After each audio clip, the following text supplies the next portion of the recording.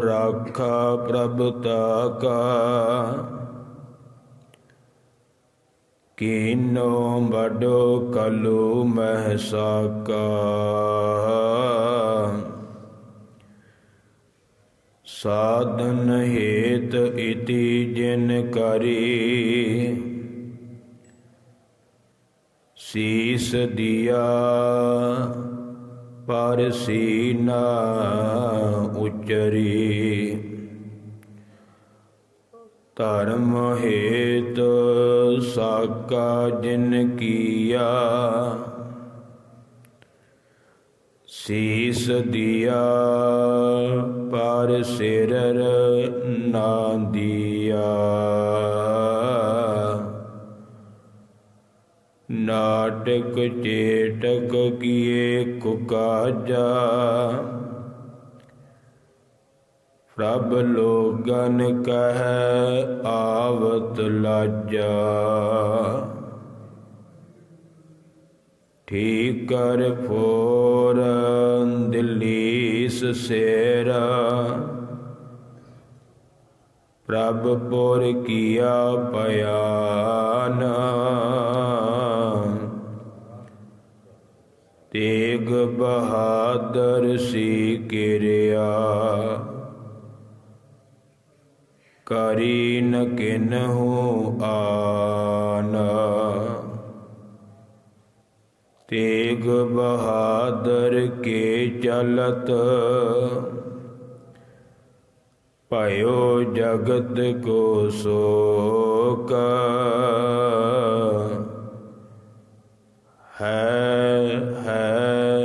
है सब जग भयो, जय जय जय सुरलोक। चित चरण कमल का आसरा,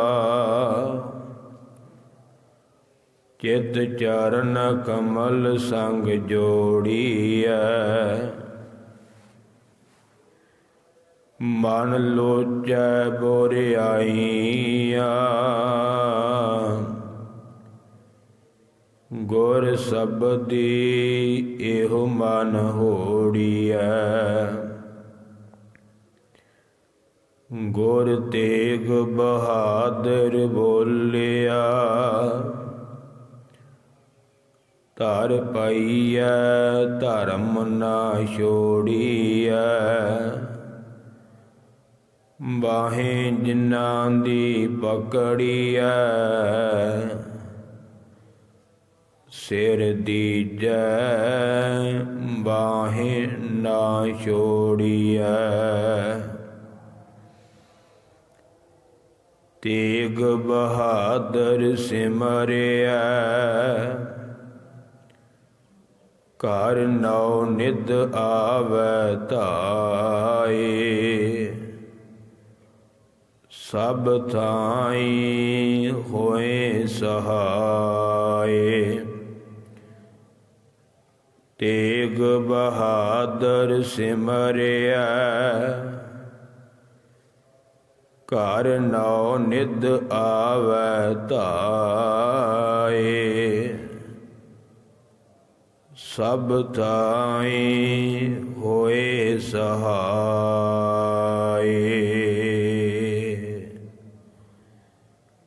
परम सन्मानयोग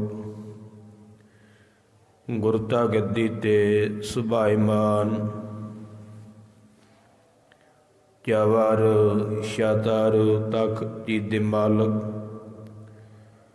याहराज होर हाजरा हजूर दसां पातशाहियां दे आत्मिक स्वरूप धन धन धन साहिब सतगुरु श्री गुरु ग्रंथ साहिब महाराज जी दी पावन पवित्र हजूरी अंदर धन धन बाबा भाई झाड़ू साहिब जी दे पवित्र अस्थानां ते सत संगत रूप हो करके हाजरियां भर रहे गुरु प्यारियो गुरु सवारियो, सत्कार सहत गुर फतेह प्रवान करो। आखो जी वाहिगुरु जी का खालसा, वाहिगुरु जी की फतेह। ਅੰਮ੍ਰਿਤ ਵੇਲੇ ਤੋਂ ਸਤਿਗੁਰਾਂ ਦੇ ਦਰਸ਼ਨ ਦੀਦਾਰ ਪਰਸ ਕਰਕੇ ਅੰਮ੍ਰਿਤਮਈ ਪੰਜਾਂ ਬਾਣੀਆਂ ਦੇ ਨਿਤਨੇਮ ਸਰਵਨ ਕਰਕੇ ਅਤੇ ਅੰਮ੍ਰਿਤਮਈ ਗੁਰਬਾਣੀ ਆਸਾ ਕੀ ਵਾਰ ਦਾ ਕੀਰਤਨ ਸਰਵਨ ਕਰਕੇ ਆਪਣੇ ਜੀਵਨ ਨੂੰ ਸਵਾਰਨ ਦਾ ਯਤਨ ਕਰ ਰਹੇ ਸੀ। ਵਡਭਾਗੇ ਹੋ। ਸਤਿਗੁਰਾਂ ਦੀ ਕਿਰਪਾ ਸਦਕਾ ਸਤਿਗੁਰਾਂ ਦੀ ਗੋਦ ਅੰਦਰ ਸਤ ਸੰਗਤ ਰੂਪ ਹੋ ਕਰਕੇ ਬੈਠਣ ਦਾ ਸੁਭਾਗ ਸਮਾਂ ਗਰੀਬ ਨਵਾਜ ਸਤਿਗੁਰੂ ਜੀ ਨੇ ਬਖਸ਼ਿਸ਼ ਕੀਤਾ ਹੈ। ਅੱਜ ਦਾ ਜੋ ਪਾਵਨ ਪਵਿੱਤਰ ਦਿਹਾੜਾ ਹੈ, ਆਪਾਂ ਉਸ ਦਿਹਾੜੇ ਦੇ ਸੰਬੰਧ ਵਿੱਚ ਵਿਚਾਰ ਸਰਵਣ ਕਰਨੇ ਨੇ। ਅੱਜ ਦਾ ਦਿਹਾੜਾ ਧੰਨ ਧੰਨ ਧੰਨ ਸਾਹਿਬ ਸਤਿਗੁਰੂ ਸ੍ਰੀ ਗੁਰੂ ਤੇਗ ਬਹਾਦਰ ਪਾਤਸ਼ਾਹ ਜੀ ਦਾ ਪਾਵਨ ਪਵਿੱਤਰ ਸ਼ਹੀਦੀ ਦਿਹਾੜਾ ਹੈ, ਜਿਨ੍ਹਾਂ ਨੇ ਮਹਾਨ ਕੁਰਬਾਨੀ ਦੇ ਕਰਕੇ ਇਸ ਸੰਸਾਰ ਦਾ ਭਲਾ ਕੀਤਾ ਹੈ, ਜ਼ੁਲਮ ਦਾ ਖਾਤਮਾ ਕੀਤਾ ਹੈ। ਤੇ ਜੇ ਅੱਜ ਹਿੰਦੂ ਧਰਮ ਦੁਨੀਆ ਵਿੱਚ ਹੈ ਤਾਂ ਇਹ ਧੰਨ ਗੁਰੂ ਤੇਗ ਬਹਾਦਰ ਪਾਤਸ਼ਾਹ ਜੀ ਦੀ ਕੁਰਬਾਨੀ ਕਰਕੇ ਹੈ। ਜੇ ਨਾ ਪਾਤਸ਼ਾਹ ਕੁਰਬਾਨੀ ਕਰਦੇ ਤੇ ਇਹ ਧਰਮ ਸਦਾ ਵਾਸਤੇ ਮਿਟ ਜਾਣਾ ਸੀ, ਖਤਮ ਹੋ ਜਾਣਾ ਸੀ। ਸੋ ਸਤਿਗੁਰੂ ਸ੍ਰੀ ਗੁਰੂ ਤੇਗ ਬਹਾਦਰ ਪਾਤਸ਼ਾਹ ਜੀ ਦਾ ਜੀਵਨ ਆਪਾਂ ਸਰਵਣ ਕਰਨਾ ਹੈ। ਇਕਾਗਰਤਾ ਬਣਾਇਓ ਤਾਂ ਕਿ ਆਪਾਂ ਸਤਿਗੁਰਾਂ ਦਾ ਜੀਵਨ ਸਰਵਣ ਕਰਕੇ ਆਪਣੇ ਜੀਵਨ ਨੂੰ ਸਵਾਰ ਸਕੀਏ। ਜਦੋਂ ਆਪਾਂ ਇਤਿਹਾਸ ਪੜ੍ਹਦੇ ਹਾਂ ਤੇ ਸਤਿਗੁਰਾਂ ਦਾ ਇਤਿਹਾਸ ਪੜ੍ਹੀਏ ਤੇ ਛੇਵੇਂ ਪਾਤਸ਼ਾਹ ਮੇਰੀ ਪੀਰੀ ਦੇ ਮਾਲਕ ਸਤਿਗੁਰੂ ਜੀ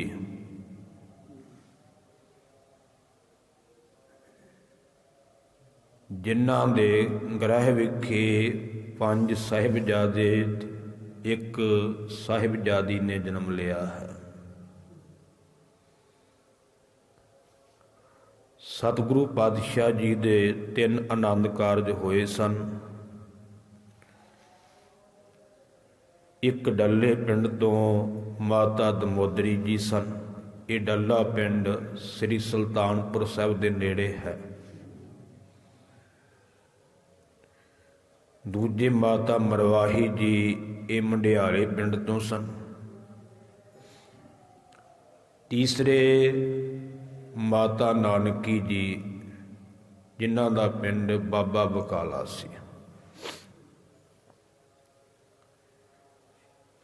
ਸਤਿਗੁਰਾਂ ਦੇ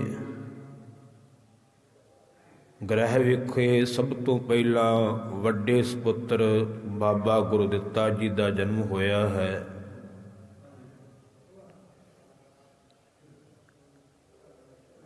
ਡੌਲੀ ਭਾਈ ਕੀ ਨਗਰ ਵਿਖੇ ਬਾਬਾ ਗੁਰਦਿੱਤਾ ਜੀ ਦਾ ਜਨਮ ਮਾਤਾ ਦਮੋਦਰੀ ਜੀ ਦੀ ਕੁੱਖੋਂ ਹੋਇਆ ਹੈ। 1670 ਬਿਕਰਮੀ ਦੇ ਵਿੱਚ ਮਾਤਾ ਦਮੋਦਰੀ ਦੇ ਕੁੱਖੋਂ ਬਾਬਾ ਗੁਰਦਿੱਤਾ ਜੀ ਦਾ ਜਨਮ ਹੋਇਆ ਤੇ ਦੂਸਰੇ ਬੀਬੀ ਵੀਰੋ ਜੀ ਦਾ ਜਨਮ ਵੀ ਮਾਤਾ ਦਮੋਦਰੀ ਜੀ ਦੀ ਕੁੱਖੋਂ ਹੋਇਆ 1672 ਦੇ ਵਿੱਚ। ਇਸੇ ਤਰ੍ਹਾਂ 1674 ਦੇ ਵਿੱਚ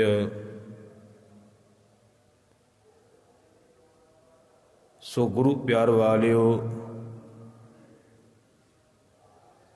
ਬਾਬਾ ਸੂਰਜਮਲ ਦਾ ਜਨਮ ਹੋਇਆ ਹੈ ਮਾਤਾ ਮਰਵਾਹੀ ਜੀ ਦੀ ਕੁੱਖੋਂ।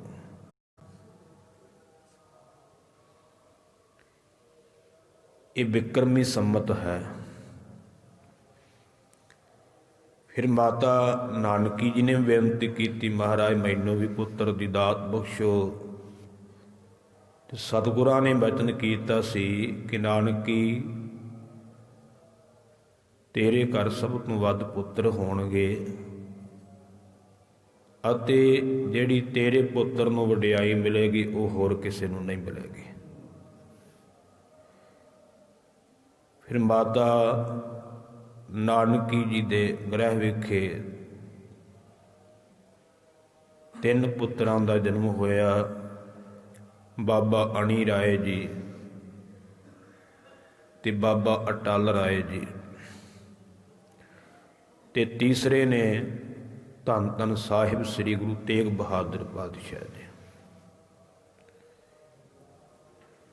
ਮਾਤਾ ਨਾਨਕੀ ਜੀ ਦਾ ਜੀਵਨ ਬਹੁਤ ਉੱਚਾ ਸੁੱਚਾ ਹੈ। ਸੋ 1678 ਬਿਕਰਮੀ ਦੇ ਵਿੱਚ 1621 ਈਸਵੀ ਨੂੰ ਮੰਗਲਵਾਰ ਵਾਲੇ ਦਿਨ ਅੰਮ੍ਰਿਤ ਵੇਲੇ ਸਤਿਗੁਰੂ ਤੇਗ ਬਹਾਦਰ ਪਾਤਸ਼ਾਹ ਜੀ ਦਾ ਪ੍ਰਕਾਸ਼ ਮਾਤਾ ਨਾਨਕੀ ਜੀ ਦੀ ਕੁੱਖੋਂ ਗੁਰੂ ਹਰਗੋਬਿੰਦ ਸਾਹਿਬ ਜੀ ਦੇ ਗ੍ਰਹਿ ਵਿਖੇ ਸ੍ਰੀ ਅੰਮ੍ਰਿਤਸਰ ਦੀ ਪਾਵਨ ਧਰਤੀ ਤੇ, ਜਿੱਥੇ ਅੱਜ ਕੱਲ੍ਹ ਗੁਰਦੁਆਰਾ ਗੁਰੂ ਕੇ ਮਹਿਲ ਬਣਿਆ ਹੋਇਆ, ਉਸ ਅਸਥਾਨ ਤੇ ਹੋਇਆ ਹੈ। ਸੋ ਸਤਿਗੁਰਾਂ ਦੇ ਘਰ ਵਿੱਚ ਬੜੀਆਂ ਖੁਸ਼ੀਆਂ ਮਨਾਈਆਂ ਗਈਆਂ ਨੇ। ਗਰੀਬ ਨਵਾਜ ਸਤਿਗੁਰੂ ਜੀ ਆਪ ਦੇਖਣ ਵਾਸਤੇ ਆਏ ਨੇ ਅਤੇ ਉਸ ਵੇਲੇ ਬੜੀਆਂ ਰਹਿਮਤਾਂ ਵਰਤਾਈਆਂ ਨੇ। ਸਮਾਂ ਬੀਤਦਾ ਗਿਆ, ਮੈਂ ਵਿਸਥਾਰ ਵੱਲ ਨਾ ਜਾਵਾਂ ਕਿਉਂਕਿ ਆਪਾਂ ਸ਼ਹਾਦਤ ਤੱਕ ਪਹੁੰਚਣਾ ਹੈ। ਸਤਿਗੁਰੂ ਤੇਗ ਬਹਾਦਰ ਪਾਤਸ਼ਾਹ ਜੀ ਦਾ ਸਰੀਰ ਅੱਗੇ ਵਧਿਆ ਤੇ ਛੋਟੀ ਉਮਰ ਤੋਂ ਹੀ ਸਤਿਗੁਰਾਂ ਦਾ ਸੁਭਾਅ ਬੜਾ ਦਿਆਲੂ, ਕਿਰਪਾਲੂ, ਵੈਰਾਗੀ ਤੇ ਤਿਆਗੀ ਸੁਭਾਅ ਸੀ। ਛੋਟੀ ਉਮਰ ਦੇ ਵਿੱਚ ਹੀ ਕਿਸੇ ਦਾ ਦੁੱਖ ਸਤਿਗੁਰੂ ਤੇਗ ਬਹਾਦਰ ਪਾਤਸ਼ਾਹ ਜੀ ਸਹਾਰ ਨਹੀਂ ਸਕਦੇ। ਇਤਿਹਾਸਕਾਰ ਲਿਖਦੇ ਨੇ ਕਿ ਜਦੋਂ ਬਾਬਾ ਗੁਰਦਿੱਤਾ ਜੀ ਦਾ ਆਨੰਦ ਕਾਰਜ ਸੀ ਤੇ ਸ੍ਰੀ ਗੁਰੂ ਤੇਗ ਬਹਾਦਰ ਪਾਤਸ਼ਾਹ ਜੀ ਨੇ ਬੜੇ ਸੁੰਦਰ ਬਸਤਰ ਪਹਿਨੇ ਹੋਏ ਨੇ, ਗਹਿਣੇ ਪਹਿਨੇ ਹੋਏ ਨੇ ਤੇ ਸਤਿਗੁਰੂ ਤੇਗ ਬਹਾਦਰ ਪਾਤਸ਼ਾਹ ਜੀ ਦੀ ਵਡਿਆਈ ਤਾਂ ਸਾਰੇ ਪਾਸੇ ਫੈਲੀ ਹੋਈ ਹੈ ਕਿ ਗੁਰੂ ਹਰਗੋਬਿੰਦ ਸਾਹਿਬ ਦਾ ਸਭ ਤੋਂ ਛੋਟਾ ਸਾਹਿਬਜ਼ਾਦਾ ਬੜਾ ਦਿਆਲੂ, ਕਿਰਪਾਲੂ ਹੈ। ਉਹ ਕਿਸੇ ਨੂੰ ਖਾਲੀ ਨਹੀਂ ਮੋੜਦਾ, ਜੋ ਵੀ ਉਹਦੇ ਤੋਂ ਮੰਗ ਲਈਏ ਉਹ ਬਖਸ਼ਿਸ਼ ਕਰ ਦਿੰਦਾ। ਵਿਦਵਾਨ ਕਹਿੰਦੇ ਨੇ ਇੱਕ ਬ੍ਰਾਹਮਣ, ਗਰੀਬ ਬ੍ਰਾਹਮਣ ਚੱਲ ਕਰਕੇ ਆਇਆ ਹੈ। ਉਸਨੇ ਸੋਚਿਆ ਹੈ ਕਿ ਵੱਡੇ ਪੁੱਤਰਾਂ ਤੋਂ ਮੰਗਾਂਗਾ, ਪਤਾ ਨਹੀਂ ਦੇਣ ਕਿ ਨਾ ਦੇਣ, ਪਰ ਇਹਨਾਂ ਦਾ ਤੇ ਮੈਂ ਜਸ ਸੁਣਿਆ ਵੀ ਇਹ ਕਿਸੇ ਨੂੰ ਖਾਲੀ ਨਹੀਂ ਮੋੜਦੇ। ਹੱਥ ਜੋੜੇ ਨੇ, ਬੇਨਤੀ ਕਰਨ ਲੱਗਾ ਹੈ ਕਿ ਮੇਰੇ ਤੇ ਰਹਿਮਤ ਕਰੋ, ਮੈਂ ਬੜਾ ਗਰੀਬ ਹਾਂ, ਬੜਾ ਦੁਖੀ ਹਾਂ, ਪਰਿਵਾਰ ਦਾ ਖਰਚਾ ਨਹੀਂ ਚੱਲਦਾ, ਮੈਨੂੰ ਬਖਸ਼ਿਸ਼ ਕਰਨਾ ਕਰੋ। ਤਾਂ ਸਤਿਗੁਰੂ ਤੇਗ ਬਹਾਦਰ ਪਾਤਸ਼ਾਹ ਜੀ ਨੇ ਆਪਣੇ ਕੀਮਤੀ ਬਸਤਰ ਅਤੇ ਗਹਿਣੇ ਆਦਿਕ ਲਾ ਕਰਕੇ ਉਸ ਸਾਰੇ ਬ੍ਰਾਹਮਣ ਨੂੰ ਦੇ ਦਿੱਤੇ। ਸਾਰੇ ਉਹਦੀ ਗਰੀਬੀ ਕੱਢ ਦਿੱਤੀ ਪਾਤਸ਼ਾਹ, ਰਹਿਮਤਾਂ ਕਰ ਦਿੱਤੀਆਂ। ਐਸਾ ਵੀ ਬਚਨ ਇਤਿਹਾਸ ਵਿੱਚੋਂ ਮਿਲਦਾ ਹੈ ਕਿ ਇੱਕ ਦਿਨ ਸਤਿਗੁਰੂ ਤੇਗ ਬਹਾਦਰ ਪਾਤਸ਼ਾਹ ਜੀ ਨੇ ਸੋਹਣੇ ਬਸਤਰ ਪਹਿਨੇ ਹੋਏ ਸਨ ਨਵੇਂ। ਇੱਕ ਗਰੀਬ ਜਿਹਾ ਲੜਕਾ ਸਤਿਗੁਰਾਂ ਦੇ ਕੋਲ ਆਇਆ ਤੇ ਉਹ ਸਤਿਗੁਰਾਂ ਵੱਲ ਵੇਖਦਾ ਹੈ, ਬਸਤਰਾਂ ਨੂੰ ਹੱਥ ਲਾ ਕੇ ਦੇਖਦਾ ਹੈ। ਮਹਾਰਾਜ ਦੇ ਮਨ ਵਿੱਚ ਤਰਸ ਆਇਆ ਵੀ ਇਹਨੇ ਕਦੀ ਇੰਨੇ ਸੋਹਣੇ ਬਸਤਰ ਪਾ ਕੇ ਨਹੀਂ ਵੇਖੇ ਹੋਣੇ, ਕਿਉਂਕਿ ਗਰੀਬ ਹੈ। ਤਾਂ ਸਤਿਗੁਰੂ ਤੇਗ ਬਹਾਦਰ ਪਾਤਸ਼ਾਹ ਜੀ ਨੇ ਉਹ ਨਵੇਂ ਬਸਤਰ ਲਾ ਕਰਕੇ ਉਸ ਗਰੀਬ ਬੱਚੇ ਦੇ ਗਲ ਪਵਾ ਦਿੱਤੇ ਨੇ। ਜਦੋਂ ਘਰ ਆਏ, ਮਾਤਾ ਜੀ ਨੇ ਪੁੱਛਿਆ ਕਿ ਲਾਲ ਜੀ ਬਸਤਰ ਕਿੱਥੇ ਨੇ? ਆਖਿਆ ਮਾਂ ਇੱਕ ਗਰੀਬ ਬੱਚਾ ਸੀ, ਉਹਨੂੰ ਦੇ ਦਿੱਤੇ।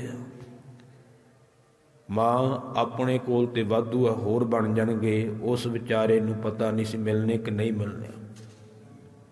ਇਸ ਤਰ੍ਹਾਂ ਦਾ ਸੁਭਾਅ ਸੀ ਗੁਰੂ ਤੇਗ ਬਹਾਦਰ ਪਾਤਸ਼ਾਹ ਜੀ ਦਾ ਛੋਟੀ ਉਮਰ ਤੋਂ ਹੀ, ਕਿਉਂਕਿ ਇਹ ਸੁਭਾਅ ਪਹਿਲਾਂ ਤੋਂ ਹੀ ਸੀ, ਦਇਆ ਵਾਲਾ, ਕਿਰਪਾ ਕਰਨ ਵਾਲਾ, ਕਿਸੇ ਤੇ ਤਰਸ ਕਰਨ ਵਾਲਾ। ਸਮਾਂ ਬੀਤਦਾ ਗਿਆ। ਜਦੋਂ ਵੀ ਸਤਿਗੁਰੂ ਸ੍ਰੀ ਗੁਰੂ ਹਰਗੋਬਿੰਦ ਸਾਹਿਬ ਜੀ ਦੀ ਗੋਦ ਵਿੱਚ ਆਉਣਾ ਨਾ ਮੱਥਾ ਟੇਕਣ ਵਾਸਤੇ, ਤੇ ਇੰਨਾ ਭੈ ਮਨ ਵਿੱਚ ਰੱਖਣਾ ਕਿ ਕਦੀ ਅੱਖ ਉੱਪਰ ਨਹੀਂ ਚੁੱਕਣੀ, ਅੱਖਾਂ ਨੀਵੀਆਂ ਕਰਕੇ ਆਉਣਾ। ਆ ਕਰਕੇ ਸਤਿਗੁਰਾਂ ਦੇ ਚਰਨਾਂ ਵਿੱਚ ਮੱਥਾ ਟੇਕਣਾ। ਤੇ ਗਰੀਬ ਨਵਾਜ ਸਤਿਗੁਰੂ ਜੀ ਨੇ ਬੜੇ ਪਿਆਰ ਨਾਲ ਗੋਦੀ 'ਚ ਬਿਠਾ ਲੈਣਾ, ਛੋਟੀ ਉਮਰ ਸੀ, ਕੋਲ ਬਿਠਾ ਲੈਣਾ, ਬੜਾ ਪਿਆਰ ਕਰਨਾ। ਤੇ ਬੋਲਣਾ ਘੱਟ ਹੈ, ਸੰਗਤ ਜ਼ਿਆਦਾ ਕਰਨੀ ਹੈ, ਗੁਰਮੁਖਾਂ ਦੇ ਨਾਲ ਰਹਿਣਾ ਹੈ, ਬਾਣੀ ਪੜ੍ਹਨੀ, ਸਿਮਰਨ ਕਰਨਾ। ਤੇ ਜਿਵੇਂ ਦੁਨੀਆ ਦਾ ਸੁਭਾਅ ਹੁੰਦਾ ਹੈ ਕਿ ਲੋਕ ਉਸੇ ਨੂੰ ਹੀ ਚੰਗਾ ਮੰਨਦੇ ਜਿਹੜਾ ਬਹੁਤਾ ਚਤਰ ਚਲਾਕ ਹੋਵੇ, ਕੰਮਕਾਰ ਕਰਨ ਵਾਲਾ ਹੋਵੇ। ਤੇ ਸਤਿਗੁਰਾਂ ਨੂੰ ਤਾਂ ਮਾਤਾ ਜੀ ਵੀ ਸਮਝਦੇ ਸਨ ਕਿ ਮੇਰਾ ਪੁੱਤਰ ਤਾਂ ਭੋਲਾ ਹੀ ਹੈ, ਇਹ ਤਾਂ ਸਭ ਕੁਝ ਵੰਡੀ ਜਾ ਰਿਹਾ। ਪਰ ਇਹ ਨਹੀਂ ਜਾਣਦੇ ਕਿ ਜੋ ਦਾਤਾ ਹੁੰਦਾ ਉਹਦਾ ਕਰਮ ਹੀ ਵੰਡਣਾ ਹੁੰਦਾ ਹੈ। ਦਾਤੇ ਦਾ ਕਰਮ ਹੀ ਇਹ ਹੁੰਦਾ ਹੈ ਕਿ ਵੰਡੀ ਜਾਣਾ। ਹੁਣ ਸਮਾਂ ਬੀਤਦਾ ਗਿਆ। ਪ੍ਰਿੰਸੀਪਲ ਸਤਬੀਰ ਸਿੰਘ ਜੀ ਇੱਕ ਬਚਨ ਲਿਖਦੇ ਨੇ ਕਿ ਗੁਰੂ ਤੇਗ ਬਹਾਦਰ ਪਾਤਸ਼ਾਹ ਜੀ ਕਿੰਨੇ ਕੁ ਕਹਿਣੀ ਤੇ ਕਥਨੀ ਦੇ ਪੂਰੇ ਸਨ, ਕਿੰਨਾ ਕੁ ਉਹ ਜੀਵਨ ਵਿੱਚ ਗੁਰੂ ਉਪਦੇਸ਼ ਨੂੰ ਧਾਰਨ ਕਰਦੇ ਸਨ। ਇੱਕ ਛੋਟੀ ਜਿਹੀ ਘਟਨਾ ਉਹਨਾਂ ਨੇ ਲਿਖੀ ਹੈ। ਕਹਿੰਦੇ ਇੱਕ ਦਿਨ ਇੱਕ ਮਾਈ ਸਤਿਗੁਰਾਂ ਦੇ ਕੋਲ ਆਪਣੇ ਬੱਚੇ ਨੂੰ ਲੈ ਕੇ ਆਈ। ਕਹਿਣ ਲੱਗੀ ਮਹਾਰਾਜ ਕਿਰਪਾ ਕਰੋ, ਮੇਰਾ ਬੱਚਾ ਗੁੜ ਬੜਾ ਖਾਂਦਾ ਹੈ। ਮਹਾਰਾਜ ਕਹਿਣ ਲੱਗੇ ਮਾਤਾ ਕੱਲ ਨੂੰ ਆਵੇ। ਉਹ ਮਾਈ ਅਗਲੇ ਦਿਨ ਆਪਣੇ ਬੱਚੇ ਨੂੰ ਨਾਲ ਲੈ ਕੇ ਆਈ, ਸਤਿਗੁਰਾਂ ਨੂੰ ਬੇਨਤੀ ਕੀਤੀ ਤੇ ਪਾਤਸ਼ਾਹ ਕਹਿਣ ਲੱਗੇ ਪੁੱਤਰ ਬਹੁਤਾ ਗੁੜ ਨਹੀਂ ਖਾਈਦਾ। ਸੋ ਮਾਤਾ ਕਹਿਣ ਲੱਗੀ ਮਹਾਰਾਜ ਜੇ ਇਹੀ ਬਚਨ ਕਹਿਣਾ ਸੀ ਤੇ ਕੱਲ ਹੀ ਕਹਿ ਦਿੰਦੇ। ਪਾਤਸ਼ਾਹ ਕਹਿਣ ਲੱਗੇ ਮਾਈ ਕੱਲ ਤਾਂ ਮੈਂ ਵੀ ਖਾਧਾ ਹੋਇਆ ਸੀ, ਜਿਹੜਾ ਕੰਮ ਮੈਂ ਆਪ ਕਰਦਾ ਉਹ ਕਿਸੇ ਨੂੰ ਕਿਵੇਂ ਕਹਿ ਸਕਦਾ। ਹੈ ਇਹ ਛੋਟੀ ਜਿਹੀ ਘਟਨਾ, ਪਰ ਇਹਦਾ ਭਾਵ ਸੀ ਕਿ ਜਿੰਨਾ ਚਿਰ ਆਪ ਨਹੀਂ ਸੀ ਧਾਰਨ ਕਰਦੇ ਉਨਾ ਚਿਰ ਦੂਜੇ ਨੂੰ ਕਹਿੰਦੇ ਨਹੀਂ ਸੀ। ਅੱਜ ਤੇ ਆਪਾਂ ਵੇਖਦੇ ਹਾਂ ਦੂਜੇ ਨੂੰ ਕਹਿ ਲਈਦਾ, ਆਪ ਉਹ ਕੰਮ ਆਪਾਂ ਨਹੀਂ ਕਰਦੇ। ਪਰ ਸਤਿਗੁਰੂ ਜੀ ਨੇ ਜੋ ਕਿਸੇ ਨੂੰ ਕਿਹਾ ਹੈ ਉਹ ਪਹਿਲਾਂ ਆਪ ਧਾਰਨ ਕੀਤਾ। ਸ੍ਰੀ ਗੁਰੂ ਤੇਗ ਬਹਾਦਰ ਪਾਤਸ਼ਾਹ ਜੀ ਦੀ ਬਾਣੀ ਸ੍ਰੀ ਗੁਰੂ ਗ੍ਰੰਥ ਸਾਹਿਬ ਦੇ ਵਿੱਚ ਦਰਜ ਹੈ। ਭੋਗ ਦੇ ਸ਼ਲੋਕ ਨੇ ਤੇ ਕੁਝ ਸ਼ਬਦ ਜਿਨ੍ਹਾਂ ਦੀ ਗਿਣਤੀ ਵਿਦਵਾਨਾਂ ਨੇ 117 ਕੀਤੀ ਹੈ, ਜਿਹਦੇ ਵਿੱਚੋਂ ਇੱਕ ਸ਼ਲੋਕ ਗੁਰੂ ਗੋਬਿੰਦ ਸਿੰਘ ਮਹਾਰਾਜ ਦਾ ਹੈ। ਸੋ ਗੁਰੂ ਪਿਆਰ ਵਾਲਿਓ, ਤੁਸੀਂ ਸਾਰੇ ਹੀ ਸ਼ਲੋਕਾਂ ਨੂੰ, ਸ਼ਬਦਾਂ ਨੂੰ ਪੜ੍ਹੋਗੇ ਤਾਂ ਉਹਦੇ ਵਿੱਚੋਂ ਸਿਧਾਂਤ ਇਹੀ ਮਿਲੇਗਾ ਕਿ ਸਤਿਗੁਰੂ ਤੇਗ ਬਹਾਦਰ ਪਾਤਸ਼ਾਹ ਜੀ ਨੇ ਜਿੰਨੇ ਵੀ ਸ਼ਬਦ ਉਚਾਰਨ ਕੀਤੇ ਨੇ, ਉਹਦੇ ਵਿੱਚੋਂ ਜ਼ਿਆਦਾਤਰ ਸ਼ਬਦ ਜਿਹੜੇ ਉਹ ਆਪਣੇ ਆਪ ਨੂੰ ਸੰਬੋਧਨ ਕਰਕੇ ਉਚਾਰੇ ਨੇ, ਮਨ ਨੂੰ ਸੰਬੋਧਨ ਕਰਕੇ ਉਚਾਰੇ ਨੇ, ਆਪਣੇ ਮਨ ਨੂੰ ਸਮਝਾਇਆ ਹੈ। ਵਿਦਵਾਨ ਇੱਕ ਲਿਖਤ ਲਿਖਦੇ ਨੇ ਕਿ ਬਗਤੇ 3 ਤਰ੍ਹਾਂ ਦੇ ਹੁੰਦੇ ਨੇ। ਇੱਕ ਹੁੰਦਾ ਉੱਤਮ ਬਗਤਾ, ਇੱਕ ਹੁੰਦਾ ਮੱਧਮ, ਇੱਕ ਹੁੰਦਾ ਕਨਿਸ਼ਟ। 3 ਤਰ੍ਹਾਂ ਦੇ ਬਗਤੇ। ਬਗਤੇ ਦਾ ਅਰਥ ਹੁੰਦਾ ਬੋਲਣ ਵਾਲਾ, ਕਿਸੇ ਨੂੰ ਸਿੱਖਿਆ ਦੇਣ ਵਾਲਾ। 3 ਤਰ੍ਹਾਂ ਦੇ। ਇੱਕ ਤਾਂ ਕਨਿਸ਼ਟ ਹੁੰਦੇ ਨੇ, ਜਿਹੜੇ ਗੁਰੂ ਪਿਆਰ ਵਾਲਿਓ ਲੋਕਾਂ ਨੂੰ ਤਾਂ ਸੁਣਾਈ ਜਾਂਦੇ, ਆਪ ਇੱਕ ਵੀ ਗੱਲ ਨਹੀਂ ਮੰਨਦੇ, ਆਪਣੇ ਜੀਵਨ ਵਿੱਚ ਕੁਝ ਵੀ ਨਹੀਂ। ਲੋਕਾਂ ਨੂੰ ਬਹੁਤ ਵੱਡੇ ਵੱਡੇ ਬਚਨ ਸੁਣਾਉਣਗੇ ਤੇ ਆਪ ਇੱਕ ਵੀ ਬਚਨ ਨਹੀਂ ਉਹਨਾਂ ਵਿੱਚੋਂ ਮੰਨਣਾ। ਦੂਜੇ ਹੁੰਦੇ ਮੱਧਮ, ਭਾਵ ਉਹ ਲੋਕਾਂ ਨੂੰ ਸੁਣਾਉਂਦੇ ਆ ਤੇ ਉਹ ਜਿੰਨੀਆਂ ਕੁ ਆਪਣੇ ਮਤਲਬ ਦੀਆਂ ਹੁੰਦੀਆਂ ਓਨੀਆਂ ਕੁ ਮੰਨ ਲੈਂਦੇ ਆ, ਸਾਰੀਆਂ ਉਹ ਵੀ ਨਹੀਂ ਮੰਨਦੇ। ਓਨੀਆਂ ਕੁ ਮੰਨ ਲੈਣੀਆਂ ਵੀ ਜਿੰਨੀ ਕੁ ਸਾਨੂੰ ਫਿੱਟ ਬਹਿੰਦੀਆਂ ਨੇ, ਤੇ ਬਾਕੀ ਕੋਈ ਨਹੀਂ ਮੰਨਣੀ। ਤੇ ਉੱਤਮ ਬਗਤਾ ਉਹ ਹੁੰਦਾ ਹੈ ਕਿ ਜਿਹੜਾ ਪਹਿਲਾਂ ਆਪ ਆਪਣੇ ਜੀਵਨ ਵਿੱਚ ਢਾਲੇ ਤੇ ਫਿਰ ਦੂਜੇ ਨੂੰ ਉਪਦੇਸ਼ ਦੇਵੇ, ਉਹਨੂੰ ਕਹਿੰਦੇ ਉੱਤਮ ਬਗਤਾ। ਉਹ ਉੱਤਮ ਬਗਤੇ ਧੰਨ ਗੁਰੂ ਤੇਗ ਬਹਾਦਰ ਸਾਹਿਬ ਜੀ ਨੇ, ਜਿਨ੍ਹਾਂ ਨੇ ਪਹਿਲਾਂ ਆਪਣੇ ਜੀਵਨ ਤੇ ਕਮਾਇਆ ਤੇ ਫਿਰ ਦੂਜਿਆਂ ਨੂੰ ਕਹਿਆ ਕਿ ਇਹ ਕਰਮ ਕਰਨਾ ਹੈ। ਜੀਵਨ ਬੀਤਦਾ ਗਿਆ, ਸ਼੍ਰੀ ਗੁਰੂ ਹਰਗੋਬਿੰਦ ਸਾਹਿਬ ਮਹਾਰਾਜ ਬਹੁਤ ਸਤਿਕਾਰ ਕਰਦੇ ਨੇ, ਮਾਣ ਦਿੰਦੇ ਨੇ। ਇੱਕ ਦਿਨ ਸਤਿਗੁਰੂ ਜੀ ਪ੍ਰਸ਼ਾਦਾ ਛਕ ਰਹੇ ਨੇ ਤੇ ਗੁਰੂ ਤੇਗ ਬਹਾਦਰ ਪਾਤਸ਼ਾਹ ਜੀ ਦੇ ਮਾਤਾ ਜੀ, ਮਾਤਾ ਨਾਨਕੀ ਜੀ ਪ੍ਰਸ਼ਾਦਾ ਛਕਾ ਰਹੇ ਨੇ ਸਤਿਗੁਰਾਂ ਨੂੰ। ਬੜੇ ਪਿਆਰ ਨਾਲ ਪ੍ਰਸ਼ਾਦਾ ਛਕਾਇਆ ਹੈ। ਹੱਥ ਧੁਆਏ ਨੇ, ਉਪਰੰਤ ਮਾਤਾ ਨਾਨਕੀ ਨੇ ਬੇਨਤੀ ਕੀਤੀ ਹੈ ਕਿ ਸੱਚੇ ਪਾਤਸ਼ਾਹ ਪਤੀ ਦੇਵ ਸਤਿਗੁਰੂ ਜੀ, ਪੁੱਤਰ ਤਾਂ ਤੁਹਾਨੂੰ ਸਾਰੇ ਹੀ ਪਿਆਰੇ ਨੇ, ਪਰ ਮੈਂ ਵੇਖਦੀ ਹਾਂ ਕਿ ਜਿਹੜਾ ਸਭ ਤੋਂ ਛੋਟਾ ਪੁੱਤਰ ਹੈ ਸ੍ਰੀ ਤੇਗ ਬਹਾਦਰ, ਉਸ ਨੂੰ ਤੁਸੀਂ ਬਹੁਤਾ ਪਿਆਰ ਕਰਦੇ ਨੇ, ਉਹਦੇ ਨਾਲ ਸੁਨੇਹ ਤੁਹਾਡਾ ਜ਼ਿਆਦਾ ਹੈ। ਕੀ ਕਾਰਨ ਹੈ? ਪਾਤਸ਼ਾਹ ਕਹਿਣ ਲੱਗੇ, ਰਹਿਣ ਦੇ ਨਾਨਕੀ ਤਾਂ ਗੁੱਜੀ ਵਾਰਤਾ ਹੈ। ਮਾਤਾ ਨਾਨਕੀ ਜੀ ਕਹਿਣ ਲੱਗੇ, ਨਹੀਂ ਮਹਾਰਾਜ, ਦੱਸੋ ਜ਼ਰੂਰ। ਪਾਤਸ਼ਾਹ ਕਹਿਣ ਲੱਗੇ, ਇਹਦੇ ਨਾਲ ਅਸੀਂ ਪਿਆਰ ਜ਼ਿਆਦਾ ਤਾਂ ਕਰਦੇ ਹਾਂ, ਇਹਦਾ ਸਿਰ ਅਸੀਂ ਛਾਤੀ ਨਾਲ ਤਾਂ ਲਾਉਣੇ ਆ ਕਿਉਂਕਿ ਇਹ ਸਿਰ ਦੇ ਕਰਕੇ ਇਸਨੇ ਧਰਮ ਬਚਾਉਣਾ ਹੈ। ਇਹ ਬਚਨ ਕਰ ਦਿੱਤਾ ਵੀ ਇਹ ਸਿਰ ਵਾਰ ਕਰਕੇ ਇਸਨੇ ਧਰਮ ਬਚਾਉਣਾ ਹੈ। ਜੋ ਕਰਮ ਇਹਨੇ ਕਰਨਾ ਹੈ ਉਹੋ ਜਿਹਾ ਕਰਮ ਦੁਨੀਆ ਵਿੱਚ ਦੁਬਾਰਾ ਨਹੀਂ ਕੋਈ ਕਰ ਸਕੇਗਾ, ਅਤੇ ਇਸ ਨੇ ਬੜਾ ਮਹਾਨ ਬਣਨਾ ਹੈ, ਮਹਾਨ ਕੁਰਬਾਨੀ ਦੇਣੀ ਹੈ, ਗੁਰੂ ਪਦਵੀ ਤੇ ਬੈਠਣਾ ਹੈ। ਤੇ ਇਸ ਨੇ ਤੇਗ ਦੀ ਬਹਾਦਰੀ ਵੀ ਵਿਖਾਉਣੀ ਹੈ, ਜਿਹਦਾ ਜ਼ਿਕਰ ਮੈਂ ਅੱਗੇ ਕਰਾਂਗਾ। ਅਤੇ ਇਹਦੇ ਘਰ ਵਿੱਚ ਜਿਹੜਾ ਪੁੱਤਰ ਪੈਦਾ ਹੋਵੇਗਾ ਉਹਦੇ ਵਰਗਾ ਵੀ ਬਲੀ ਯੋਧਾ ਸੂਰਮਾ ਕੋਈ ਦੁਬਾਰਾ ਨਹੀਂ ਪੈਦਾ ਹੋ ਸਕੇਗਾ। ਇਹ ਬਚਨ ਸਤਿਗੁਰਾਂ ਨੇ ਉਸ ਵੇਲੇ ਕਹੇ। ਸੋ ਗੁਰੂ ਪਿਆਰ ਵਾਲਿਓ, ਇਉਂ ਸਤਿਗੁਰਾਂ ਨੇ ਬਖਸ਼ਿਸ਼ ਕੀਤੀ। ਸਮਾਂ ਬੀਤਦਾ ਗਿਆ। ਧੰਨ ਗੁਰੂ ਹਰਗੋਬਿੰਦ ਸਾਹਿਬ ਜੀ ਨੇ ਗੁਰਿਆਈ ਅੱਗੇ ਆਪਣੇ ਪੋਤਰੇ ਦੇ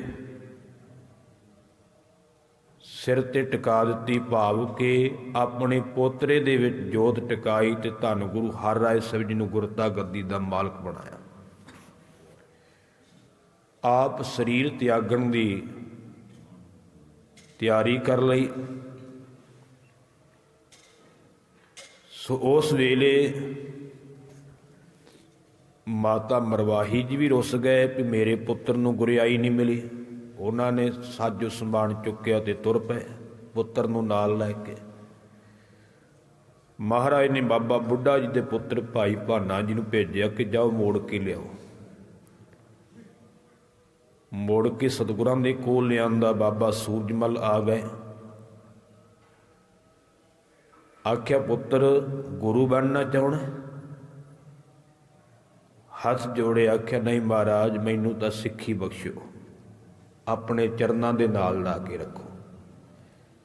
ਸਤਿਗੁਰਾਂ ਨੇ ਬਖਸ਼ਿਸ਼ਾਂ ਕੀਤੀਆਂ ਕਿ ਤੇਰੀ ਵੰਸ਼ ਵਧੇ ਫੁੱਲੇਗੀ, ਤੇਰੇ ਤੇ ਗੁਰੂ ਨਾਨਕ ਦੀ ਕਿਰਪਾ ਰਹੇਗੀ।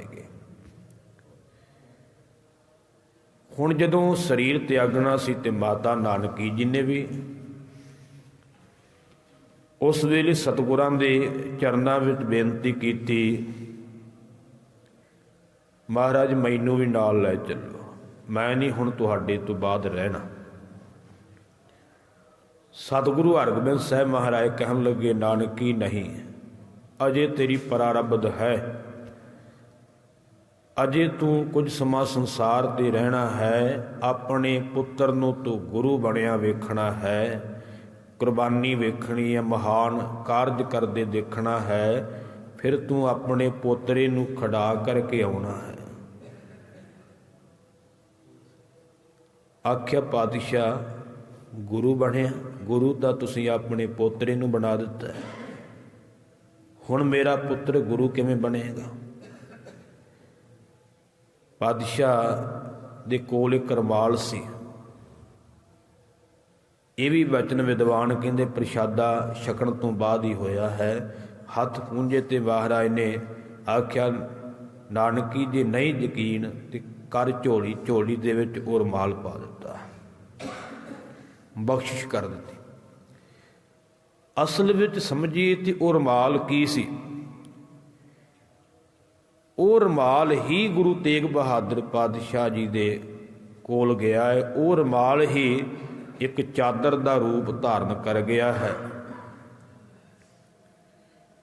ਤੇ ਜਿਵੇਂ ਬਚਨ ਕਹਿ ਦਿੰਦੇ ਨੇ, ਗੁਰੂ ਤੇਗ ਬਹਾਦਰ ਹਿੰਦ ਦੀ ਚਾਦਰ, ਉਹ ਕੇਵਲ ਹਿੰਦ ਦੀ ਚਾਦਰ ਨਹੀਂ ਸਨ। ਸੋ ਗੁਰੂ ਪਿਆਰ ਵਾਲਿਓ,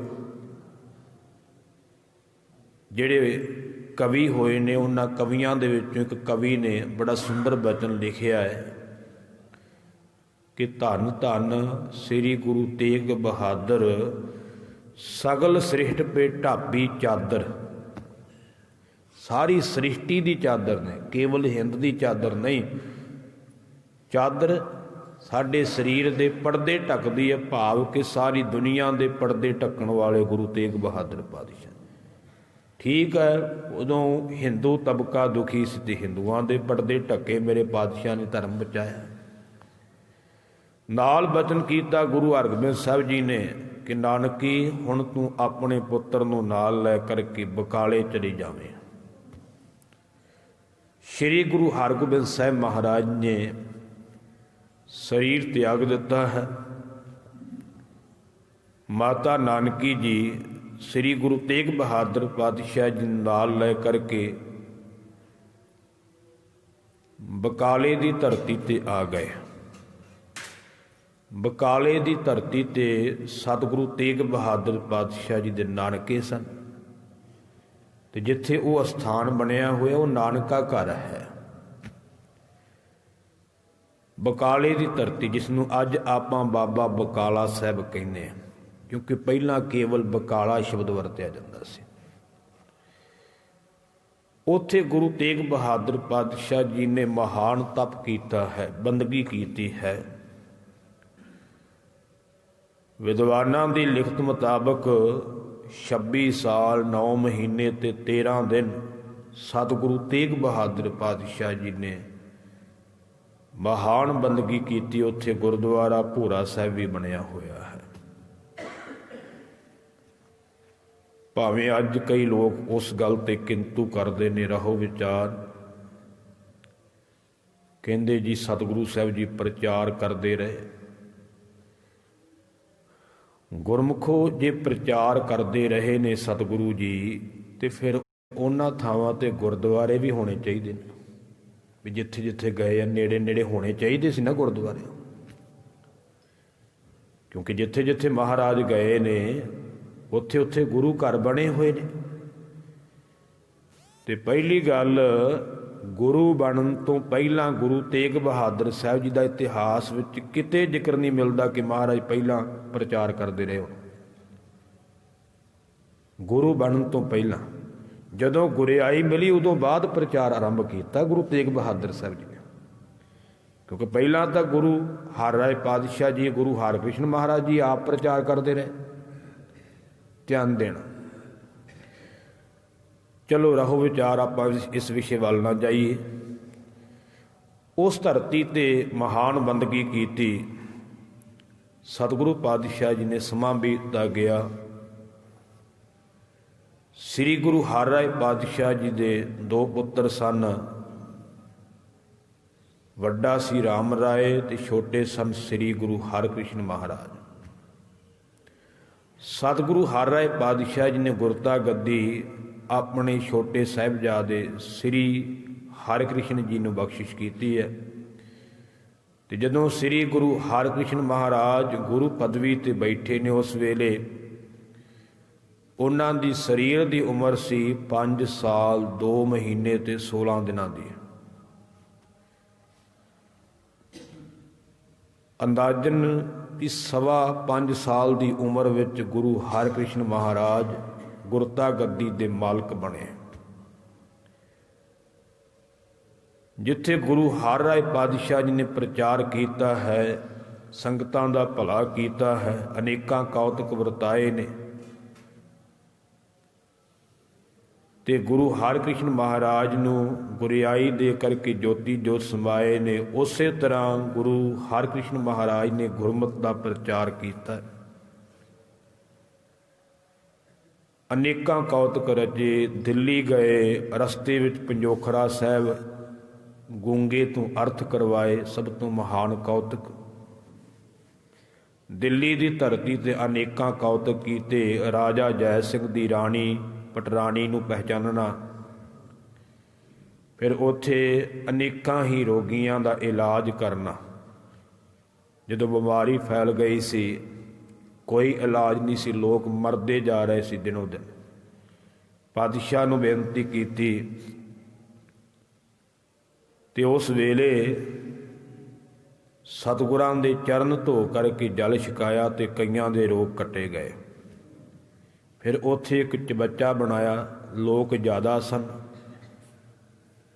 ਮਹਾਰਾਜ ਨੇ ਆਖਿਆ ਵੀ ਚਰਨ ਧੋ ਕੇ ਉਸ ਚਬੱਚੇ ਵਿੱਚ ਜਲ ਪਾ ਦਿਓ, ਸਾਰੇ ਉੱਥੋਂ ਛਕੀ ਜਾਣ। ਫਿਰ ਸਾਰਿਆਂ ਨੇ ਉੱਥੋਂ ਛਕਿਆ ਤੇ ਸਾਰਾ ਸ਼ਹਿਰ ਹੀ ਮਹਾਰਾਜ ਨੇ ਬਚਾਇਆ, ਬਖਸ਼ਿਸ਼ਾਂ ਕੀਤੀਆਂ। ਸਮਾਂ ਬੀਤਦਾ ਗਿਆ। ਫਿਰ ਸਤਿਗੁਰੂ ਹਰਕ੍ਰਿਸ਼ਨ ਮਹਾਰਾਜ ਨੇ ਹੁਣ ਸਰੀਰ ਤਿਆਗਣਾ ਹੈ। ਠੀਕ ਹੈ, ਆਪਾਂ ਇਤਿਹਾਸ ਵਿੱਚੋਂ ਪੜ੍ਹਦੇ ਹਾਂ ਕਿ ਉਹਨਾਂ ਨੇ ਚੇਚਕ ਬਿਮਾਰੀ ਨੂੰ ਧਾਰਨ ਕੀਤਾ ਤੇ ਸਰੀਰ ਤਿਆਗਿਆ। ਇਹ ਸਤਿਗੁਰਾਂ ਦੀ ਮੌਜ ਹੈ। ਅਸਲ ਵਿੱਚ ਉਹਨਾਂ ਨੇ ਥੋੜ੍ਹਾ ਸਮਾਂ ਹੀ ਸਰੀਰ ਰੱਖਣਾ ਸੀ। ਇਹ ਦੱਸਣਾ ਸੀ ਕਿ ਗੁਰੂ ਸਰੀਰ ਨਹੀਂ ਗਾ, ਗੁਰੂ ਜੋਤ ਹੈ। ਉਹ ਛੋਟੇ ਸਰੀਰ ਵਿੱਚ ਵੀ ਓਨਾ ਕਰਮ ਕਰਦਾ ਹੈ ਤੇ ਵੱਡੇ ਸਰੀਰ ਵਿੱਚ ਵੀ ਓਨਾ ਕਰਮ ਕਰਦਾ। ਉਹਨਾਂ ਰੱਖਣਾ ਹੀ ਛੋਟਾ ਸੀ। ਜੇ ਚਾਹੁੰਦੇ ਤੇ ਵੱਡਾ ਵੀ ਗਾਂ ਲੈ ਜਾ ਸਕਦੇ ਸਨ ਉਮਰ। ਉਹਨਾਂ ਦੱਸਣਾ ਸੀ ਕਿ ਗੁਰੂ ਜੋਤ ਜੇ ਗੁਰੂ ਅਮਰਦਾਸ ਜੀ ਦੇ ਰੂਪ ਵਿੱਚ 84 ਸਾਲ ਦੀ ਉਮਰ 'ਚ ਜਾ ਕਰਕੇ ਆਉਂਦੀ ਹੈ ਤੇ ਤਾਂ ਵੀ ਓਨਾ ਕਰਮ ਕਰਦੀ ਹੈ। ਤੇ ਜੇ 5.25 ਸਾਲ ਦੀ ਉਮਰ ਵਿੱਚ ਗੁਰੂ ਹਰਕ੍ਰਿਸ਼ਨ ਮਹਾਰਾਜ ਦੇ ਰੂਪ ਵਿੱਚ ਆਉਂਦੀ ਹੈ ਤੇ ਫਿਰ ਵੀ ਉਹੀ ਸ਼ਕਤੀ ਹੈ, ਉਹੀ ਪਾਵਰ ਹੈ, ਬਦਲਦੀ ਨਹੀਂ ਗੀ। ਕਰਮ ਜੋਤ ਦਾ ਹੈ, ਸਰੀਰ ਦਾ ਨਹੀਂ। ਸਰੀਰ ਤਾਂ ਇੱਕ ਸਾਧਨ ਹੈ। ਸੋ ਸਤਿਗੁਰੂ ਹਰਕ੍ਰਿਸ਼ਨ ਮਹਾਰਾਜ ਨੇ, ਸੋ ਗੁਰੂ ਪਿਆਰ ਵਾਲਿਓ, ਸਤਿਗੁਰਾਂ ਦਾ ਨਾਂ ਨਹੀਂ ਲਿਆ, ਸਤਿਗੁਰੂ ਤੇਗ ਬਹਾਦਰ ਪਾਤਸ਼ਾਹ ਜੀ ਦਾ, ਪਰ ਗੁਰਿਆਈ ਉੱਥੇ ਭੇਜੀ ਹੈ। ਭਾਈ ਗੁਰਦਿੱਤਾ ਜੀ ਸਨ, ਜਿਹੜੇ ਬਾਬਾ ਬੁੱਢਾ ਜੀ ਦੀ 6ਵੀਂ ਪੀੜ੍ਹੀ ਸਨ। ਉਹਨਾਂ ਦੇ ਹੱਥੀਂ 5 ਪੈਸੇ ਨਲੇਰ ਸਤਿਗੁਰੂ ਹਰਕ੍ਰਿਸ਼ਨ ਮਹਾਰਾਜ ਨੇ ਗੁਰੂ ਤੇਗ ਬਹਾਦਰ ਪਾਤਸ਼ਾਹ ਦੇ ਕੋਲ ਬਾਬੇ ਬਕਾਲੇ ਭੇਜੇ ਸਨ। ਤੇ ਉੱਥੇ ਸੰਗਤ ਵਿੱਚ ਇਹ ਬਚਨ ਕੀਤਾ ਹੈ ਕਿ ਬਾਬਾ ਬਸਹੇ ਬੀਚ ਬਕਾਲੇ, ਬਨ ਗੁਰ ਸੰਗਤ ਸਕਲ ਸੰਭਾਲੇ। ਜਦੋਂ ਸੰਗਤ ਨੇ ਪੁੱਛਿਆ ਸੀ ਨਾ, ਭਾਈ ਗੁਰਬਖਸ਼ ਦਿੱਲੀ ਦਾ ਮਸੰਦ ਸੀ, ਸਿੱਖ ਮੁਖੀ ਸਿੱਖ, ਉਹਨਾਂ ਨੇ ਪੁੱਛਿਆ ਸੀ ਤਾਂ ਮਹਾਰਾਜ ਨੇ ਇਹ ਉੱਤਰ ਦਿੱਤਾ ਸੀ ਕਿ ਜਿਹਨੇ ਸਾਡੇ ਤੋਂ ਬਾਅਦ ਗੁਰੂ ਪਦਵੀ ਤੇ ਬੈਠਣਾ ਹੈ ਉਹ ਬਕਾਲੇ ਦੀ ਧਰਤੀ ਤੇ ਵਸਦਾ ਹੈ। ਹੁਣ ਇਤਿਹਾਸਕਾਰ ਲਿਖਦੇ ਨੇ ਕਿ ਜਿਹੜੇ 22 ਮੰਜੀਆਂ ਵਾਲੇ ਆਏ ਨੇ, ਜਿਨ੍ਹਾਂ ਵਿੱਚੋਂ ਮੁਖੀ ਸੀ ਧੀਰਮਲ, ਉਹ ਪਹਿਲਾਂ ਬਾਬੇ ਬਕਾਲੇ ਦੀ ਧਰਤੀ ਤੇ ਨਹੀਂ ਸਨ ਵਸਦੇ। ਉਦੋਂ ਕੇਵਲ ਗੁਰੂ ਤੇਗ ਬਹਾਦਰ ਪਾਤਸ਼ਾਹ ਸਨ, ਜਦੋਂ ਗੁਰੂ ਹਰਕ੍ਰਿਸ਼ਨ ਮਹਾਰਾਜ ਨੇ ਬਚਨ ਕੀਤਾ। ਤੇ ਬਾਬਾ ਸ਼ਬਦ ਕਿਉਂ ਵਰਤਿਆ? ਕਿਉਂਕਿ ਸ੍ਰੀ ਗੁਰੂ ਹਰਕ੍ਰਿਸ਼ਨ ਮਹਾਰਾਜ ਜੀ ਦੇ ਦਾਦਾ ਜੀ ਨੇ ਬਾਬਾ ਗੁਰਦਿੱਤਾ ਜੀ, ਤੇ ਬਾਬਾ ਗੁਰਦਿੱਤਾ ਜੀ ਦੇ ਛੋਟੇ ਭਰਾ ਨੇ ਗੁਰੂ ਤੇਗ ਬਹਾਦਰ ਸਾਹਿਬ, ਤੇ ਦਾਦੇ ਦੇ ਭਰਾ ਨੂੰ ਵੀ ਦਾਦਾ ਹੀ ਕਿਹਾ ਜਾਂਦਾ, ਤੇ ਪਹਿਲੇ ਸਮੇਂ ਵਿੱਚ ਦਾਦੇ ਨੂੰ ਬਾਬਾ ਕਿਹਾ ਜਾਂਦਾ। ਬਾਬਾ ਸ਼ਬਦ ਜਿਹੜਾ ਨਾ, ਵੱਡਿਆਂ ਵਾਸਤੇ ਵਡਿਆਈ ਵਾਲਾ ਸ਼ਬਦ, ਸਤਿਕਾਰ ਵਾਲਾ ਸ਼ਬਦ ਹੈ। ਅੱਜ ਆਪਾਂ ਗੁਰੂ ਕੇ ਲਾਲਾਂ ਨੂੰ ਕਹਿੰਦੇ ਬਾਬਾ ਜੋਰਾਵਰ ਸਿੰਘ ਜੀ, ਬਾਬਾ ਫਤਿਹ ਸਿੰਘ ਜੀ। ਉਮਰ ਤਾਂ ਉਹਨਾਂ ਦੀ ਵੱਡੀ ਨਹੀਂ ਗੀ, ਇੱਕ ਦੀ 7 ਸਾਲ ਦੀ, ਇੱਕ ਦੀ 9 ਸਾਲ ਦੀ, ਪਰ ਬਾਬਾ ਸ਼ਬਦ ਕਹਿੰਦੇ ਆ, ਇਹ ਵਡਿਆਈ ਵਾਲਾ ਸ਼ਬਦ, ਉਹਨਾਂ ਨੂੰ ਵਡਿਆਈ ਦਿੱਤੀ ਹੈ। ਬਾਬਿਆਂ ਵਾਲੇ ਕਰਮ ਕੀਤੇ, ਵੱਡਿਆਂ ਵਾਲੇ, ਉਮਰਾਂ ਛੋਟੀਆਂ ਸਨ, ਕਰਮ ਬਹੁਤ ਵੱਡੇ ਕੀਤੇ, ਇਸ ਕਰਕੇ ਬਾਬਾ ਸ਼ਬਦ ਜੁੜ ਗਿਆ ਹੈ। ਕਿਉਂਕਿ ਗੁਰਮਤਿ ਵਿੱਚ ਉਮਰ ਕਰਕੇ ਵਡਿਆਈ ਨਹੀਂ ਹੁੰਦੀ, ਗੁਰਮਤਿ ਵਿੱਚ ਜੀਵਨ ਕਰਕੇ ਵਡਿਆਈ ਹੈ। ਭਾਈ ਸਾਹਿਬ ਭਾਈ ਨੰਦ ਲਾਲ ਸਿੰਘ ਜੀ ਦਾ ਇੱਕ ਬਚਨ ਤੁਹਾਨੂੰ ਸਰਵਣ ਕਰਵਾਵਾਂ। ਭਾਈ ਸਾਹਿਬ ਜੀ ਲਿਖਦੇ ਨੇ, ਗਰ ਬਜ਼ੁਰਗੀ ਬਾਇਦਤ ਬੰਦਗੀ ਕੁਨ ਬੰਦਗੀ, ਵਰਨਾ ਹੈ ਆਖਰ ਮੈਂ ਕਸ਼ੀ ਸ਼ਰਮਿੰਦਗੀ। ਭਾਈ ਸਾਹਿਬ ਕਹਿੰਦੇ, ਜੇ ਬਜ਼ੁਰਗੀ ਚਾਹੁਣਾ ਹੈ, ਵੱਡਾ ਬਣਨਾ ਚਾਹੁਣਾ ਹੈ, ਤੇ ਰੱਬ ਦੀ ਬੰਦਗੀ ਕਰ, ਪਰਮੇਸ਼ਰ ਦੀ ਬੰਦਗੀ ਕਰ, ਵਰਨਾ ਆਖਰ ਨੂੰ ਸ਼ਰਮਿੰਦਾ ਹੋਣਾ ਪਵੇਗਾ, ਪੱਲੇ ਕੁਝ ਨਹੀਂ ਪਵੇਗਾ। ਬੰਦਗੀ ਕਰੇਗਾ ਤੇ ਵੱਡਾ ਬਣ ਜਾਵੇਗਾ।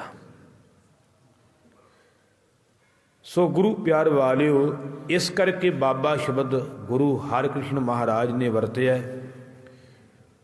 ਤੇ ਜਦੋਂ ਇਹ ਸ਼ਬਦ ਵਰਤਿਆ ਹੈ ਤੇ ਇਹ ਸ਼ਬਦ ਫੈਲ ਗਿਆ ਸਾਰੀ ਦੁਨੀਆ ਦੇ ਵਿੱਚ ਵੀ ਗੁਰੂ ਹਰਕ੍ਰਿਸ਼ਨ ਮਹਾਰਾਜ ਨੇ ਆ ਬਚਨ ਕਿਹਾ ਹੈ, ਤੇ ਫਿਰ ਸਤਿਗੁਰੂ ਜੀ ਨੇ ਸਰੀਰ ਤਿਆਗ ਦਿੱਤਾ, ਜਿੱਥੇ ਗੁਰਦੁਆਰਾ ਬਾਲਾ ਸਾਹਿਬ ਬਣਿਆ ਗੁਰੂ ਹਰਕ੍ਰਿਸ਼ਨ ਮਹਾਰਾਜ ਨੇ। ਇਹ ਹੁਣ ਸ਼ਬਦ ਫੈਲ ਗਿਆ ਤੇ ਇੱਧਰ ਧੰਨ ਗੁਰੂ ਤੇਗ ਬਹਾਦਰ ਪਾਤਸ਼ਾਹ ਜੀ ਭੋਰੇ ਦੇ ਵਿੱਚ ਨੇ, ਗੁਪਤ ਰਹਿੰਦੇ ਨੇ। ਅਤੇ ਸਿੱਖ ਪਹੁੰਚਿਆ ਹੈ ਭਾਈ ਗੁਰਦਿੱਤਾ, ਉੱਥੇ ਗੁਰਿਆਈ ਲੈ ਕਰਕੇ, ਤੇ ਸਤਿਗੁਰਾਂ ਨੇ ਸਿਰ ਮੱਥੇ ਪ੍ਰਵਾਨ ਕੀਤੇ ਆ, ਤੇ ਬਚਨ ਕੀਤਾ, ਸਿੱਖਾ ਸਾਨੂੰ ਪ੍ਰਗਟ ਨਹੀਂ ਕਰਨਾ, ਅਜੇ ਸਮਾਂ ਨਹੀਂਗਾ, ਸਮਾਂ ਆਉਣ ਤੇ ਅਸੀਂ ਪ੍ਰਗਟ ਹੋਵਾਂਗੇ। ਹੁਣ ਜਿਹੜੇ ਇਹ ਸੋਢੀ ਸੀ ਧੀਰਮਲ, ਇਹਨਾਂ ਨੂੰ ਮੌਕਾ ਮਿਲ ਗਿਆ ਕਿ ਬਾਬਾ ਸ਼ਬਦ ਵਰਤਿਆ, ਤੇ ਹੁਣ ਧੀਰਮਲ ਜਿਹੜਾ ਸੀ ਇਹ ਸਤਿਗੁਰੂ ਹਰਕ੍ਰਿਸ਼ਨ ਮਹਾਰਾਜ ਜੀ ਦਾ ਤਾਇਆ ਲੱਗਦਾ ਹੈ। ਇਹਨੇ ਲੋਕਾਂ ਵਿੱਚ ਇਹ ਫੈਲਾ ਦਿੱਤਾ ਕਿ ਮੈਂ ਤਾਇਆ, ਮੈਨੂੰ ਕਿਹਾ ਬਾਬਾ। ਇਉਂ ਇਹਨਾਂ ਨੇ ਆ ਕਰਕੇ ਆਪਣੀਆਂ ਮੰਜੀਆਂ ਲਾ ਲਈਆਂ, ਮੰਜੀਆਂ ਤੋਂ ਭਾਵ ਆਪਣੇ ਸਿੰਘਾਸਣ ਲਾ ਲਏ, ਸਿੰਘਾਸਣ ਨੂੰ ਮੰਜੀ ਕਿਹਾ, ਸਿੰਘਾਸਣ ਲਾ ਲਏ, ਕਦੇਲੇ ਲਾ ਕੇ ਬੈਠ ਗਏ, ਲੋਕਾਂ ਤੋਂ ਮੱਥੇ ਟਿਕਾਉਣ ਲੱਗ ਪਏ। ਸੋ ਮਾਇਆ ਦੇ ਲਾਲਚ ਕਰਕੇ 22 ਆ ਗਏ, 22 ਮੰਜੀਆਂ ਲਾ ਕੇ ਬੈਠੇ। ਤੇ ਇਹਨਾਂ ਨੇ ਆਪਣੇ ਅੱਗੇ ਏਜੰਟ ਛੱਡੇ ਹੋਏ ਆ, ਮਸੰਦ ਛੱਡੇ ਹੋਏ, ਉਹ ਲੋਕਾਂ ਨੂੰ ਪ੍ਰੇਰ ਕਰਕੇ ਇਹਨਾਂ ਕੋਲ ਲਿਆਉਂਦੇ ਨੇ। ਬਾਹਰ ਖਲੋਤੇ ਜਿਹੜੀ ਸੰਗਤ ਆਉਂਦੀ ਹੈ ਉਹਨੂੰ ਹੀ ਘੇਰਾ ਪਾ ਲੈਂਦੇ, ਨਹੀਂ ਜੀ ਆਹੀ ਹੈ ਬਾਬਾ ਜੀ ਲੱਗਦੇ ਨੇ। ਇਹਨਾਂ ਬਾਰੇ ਹੀ ਕਿਹਾ ਵਾ। ਹੁਣ ਸੰਗਤ ਤਾਂ ਬਾਬੇ ਬਕਾਲੇ ਆਉਂਦੀ ਹੈ ਕਿਉਂਕਿ ਗੁਰੂ ਹਰਿਕ੍ਰਿਸ਼ਨ ਮਹਾਰਾਜ ਨੇ ਬਚਨ ਵਰਤਿਆ, ਇਸ ਕਰਕੇ ਸੰਗਤ ਨੂੰ ਯਕੀਨ ਹੈ ਕਿ ਮਹਾਰਾਜ ਨੇ ਬਚਨ ਕੀਤਾ, ਗੁਰੂ ਸਾਹਿਬ ਉੱਥੇ ਨੇ। ਹੁਣ ਸਾਰੀ ਸੰਗਤ ਉੱਥੇ ਆਉਂਦੀ, ਪਰ ਇੱਥੇ ਪਖੰਡੀ ਜਿਹੜੇ ਨੇ ਉਹ ਵਾਈ ਮੰਜੀਆਂ ਲਾ ਕਰਕੇ ਮੱਥੇ ਟਿਕਾ ਰਹੇ ਨੇ। ਇੱਧਰ ਗੁਰੂ ਕਾ ਸਿੱਖ ਮੱਖਣ ਸ਼ਾਹ, ਧਿਆਨ ਦੇਣਾ, ਮੈਂ ਬਹੁਤਾ ਸਮਾਂ ਨਹੀਂ ਲੈਣਾ ਪਰ ਸੁਣਾਉਣਾ ਜ਼ਰੂਰੀ ਹੈ। ਸੁਣਾਉਣਾ ਕਿਉਂ ਆ ਕਿ ਅੱਜ ਕੱਲ੍ਹ ਜਿਹੜਾ ਸ਼ੰਕਾ ਪਾਇਆ ਜਾ ਰਿਹਾ ਉਹ ਕੱਢ ਦੇਵਾਂ। ਕਿਹਾ ਜਾ ਰਿਹਾ ਵੀ ਗੁਰੂ ਤੇਗ ਬਹਾਦਰ ਪਾਤਸ਼ਾਹ ਨੇ ਕੋਈ ਬੰਦਗੀ ਨਹੀਂ ਕੀਤੀ, ਭੋਰੇ ਵਿੱਚ ਰਹੇ ਨਹੀਂ ਉੱਥੇ, ਉਹ ਤਾਂ ਪ੍ਰਚਾਰ ਕਰਦੇ ਰਹੇ। ਇਹਨੂੰ ਆਪਾਂ ਥੋੜ੍ਹਾ ਜਿਹਾ ਸਮਝਣਾ, ਬਹੁਤਾ ਸਮਾਂ ਨਹੀਂ ਮੈਂ ਲੈਣਾ, 2-4 ਮਿੰਟ ਹੀ। ਸੋ ਗੁਰੂ ਪਿਆਰ ਵਾਲਿਓ, ਮੱਖਣ ਸ਼ਾਹ ਇੱਕ ਸੁਦਾਗਰ ਸੀ, ਵਪਾਰੀ ਸੀ ਬਹੁਤ ਵੱਡਾ, ਜਿਹਦਾ 10,000 ਸੋ ਵਾਹਿਗੁਰੂ ਜਹਾਜ਼ਾਂ ਦੇ ਵਿੱਚ ਕਾਰੋਬਾਰ ਚੱਲਦਾ ਸੀ ਅਤੇ 500 ਤੋਂ ਉੱਪਰ ਇਹਦੇ ਕੋਲ ਨੌਕਰ ਸਨ, ਸਿਪਾਹੀ ਸਨ, ਤੇ ਉਹਨਾਂ ਨੂੰ ਤਨਖਾਹ ਦਿੰਦਾ ਸੀ। ਇਸ ਤੋਂ ਆਪਾਂ ਅੰਦਾਜ਼ਾ ਲਾ ਸਕਦੇ ਹਾਂ ਵੀ ਕਿੰਨਾ ਕੁ ਅਮੀਰ ਹੋਵੇਗਾ। ਸੋ ਜਹਾਜ਼ ਤੇ ਸਮਾਨ ਲੱਦ ਕਰਕੇ ਵਪਾਰ ਕਰਨ ਚੱਲਿਆ ਹੈ। ਜਹਾਜ਼ ਜਿਹੜਾ ਸਮੁੰਦਰ ਵਿੱਚ ਫਸ ਗਿਆ ਹੈ। ਇਹਦੇ ਨਾਲ ਹੋਰ ਵੀ ਸਰ ਕਈ ਧਰਮਾਂ ਦੇ ਉਹਨਾਂ ਨੇ ਆਪੋ ਆਪਣੇ ਧਰਮਾਂ ਮੁਤਾਬਕ ਬੇਨਤੀਆਂ ਕੀਤੀਆਂ, ਪਰ ਨਾ ਗੱਲ ਬਣੀ। ਆਪਣਾ ਜ਼ੋਰ ਵੀ ਲਾ ਕੇ ਵੇਖਿਆ, ਨਾ ਗੱਲ ਬਣੀ। ਮੱਖਣ ਸ਼ਾਹ ਨੇ ਅਰਦਾਸ ਕੀਤੀ, ਸਤਿਗੁਰਾਂ ਦੇ ਚਰਨਾਂ ਵਿੱਚ, ਸੱਚੇ ਪਾਤਸ਼ਾਹ ਤੁਹਾਡੇ ਤੋਂ ਬਿਨਾਂ ਮੇਰਾ ਕੋਈ ਨਹੀਂ, ਕਿਰਪਾ ਕਰੋ, ਮੇਰਾ ਡੁੱਬਦਾ ਜਹਾਜ਼ ਬੰਨੇ ਲਾਓ। ਮੈਂ 500 ਮੋਹਰ ਸਤਿਗੁਰੂ ਜੀ ਆਪ ਜੀ ਦੇ ਘਰ ਭੇਟਾ ਕਰਾਂਗਾ ਸੰਗਤ ਵਾਸਤੇ। ਸਤਿਗੁਰੂ ਤੇਗ ਬਹਾਦਰ ਪਾਤਸ਼ਾਹ ਜੀ ਨੇ ਮੱਖਣ ਸ਼ਾਹ ਦਾ ਜਹਾਜ਼ ਬੰਨੇ ਲਾਇਆ। ਮੱਖਣ ਸ਼ਾਹ ਦੀ ਸ਼ਰਧਾ ਹੋਰ ਵੱਧ ਗਈ। ਮਨ ਵਿੱਚ ਵਿਚਾਰ ਆਇਆ ਕਿ ਸਭ ਤੋਂ ਪਹਿਲਾਂ ਗੁਰੂ ਦਾ ਸ਼ੁਕਰਾਨਾ ਕਰਨਾ ਚਾਹੀਦਾ, ਗੁਰੂ ਘਰ ਦੀ ਵਸਤੂ ਦੇ ਕੇ ਆਉਣੀ ਚਾਹੀਦੀ, ਮੁੜ ਕੇ ਕੀ ਪਤਾ ਮਨ ਬਦਲ ਜਾਵੇ। ਆਪਣੇ ਪਰਿਵਾਰ ਨੂੰ ਵੀ ਨਾਲ ਲਿਆ ਹੈ, ਫੌਜਾਂ ਨੂੰ ਨਾਲ ਲਿਆ ਹੈ, ਤੇ ਇਹ ਬਾਬੇ ਬਕਾਲੇ ਦੀ ਧਰਤੀ ਤੇ ਆ ਗਿਆ ਮੱਖਣ ਸ਼ਾਹ।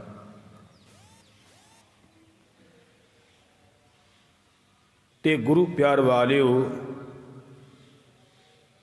ਉਸ ਵੇਲੇ ਆ ਕੇ ਦੇਖਦਾ ਤੇ ਇੱਥੇ 22 ਮੰਜੀਆਂ ਵਾਲੇ ਨੇ। ਬੜਾ ਹੈਰਾਨ ਹੁੰਦਾ ਹੈ ਕਿ ਹੁਣ ਇੱਥੇ ਕਿਵੇਂ ਪਤਾ ਲੱਗੇ ਵੀ ਕੌਣ ਅਸਲੀ ਹੈ ਤੇ ਕੌਣ ਨਕਲੀ ਹੈ।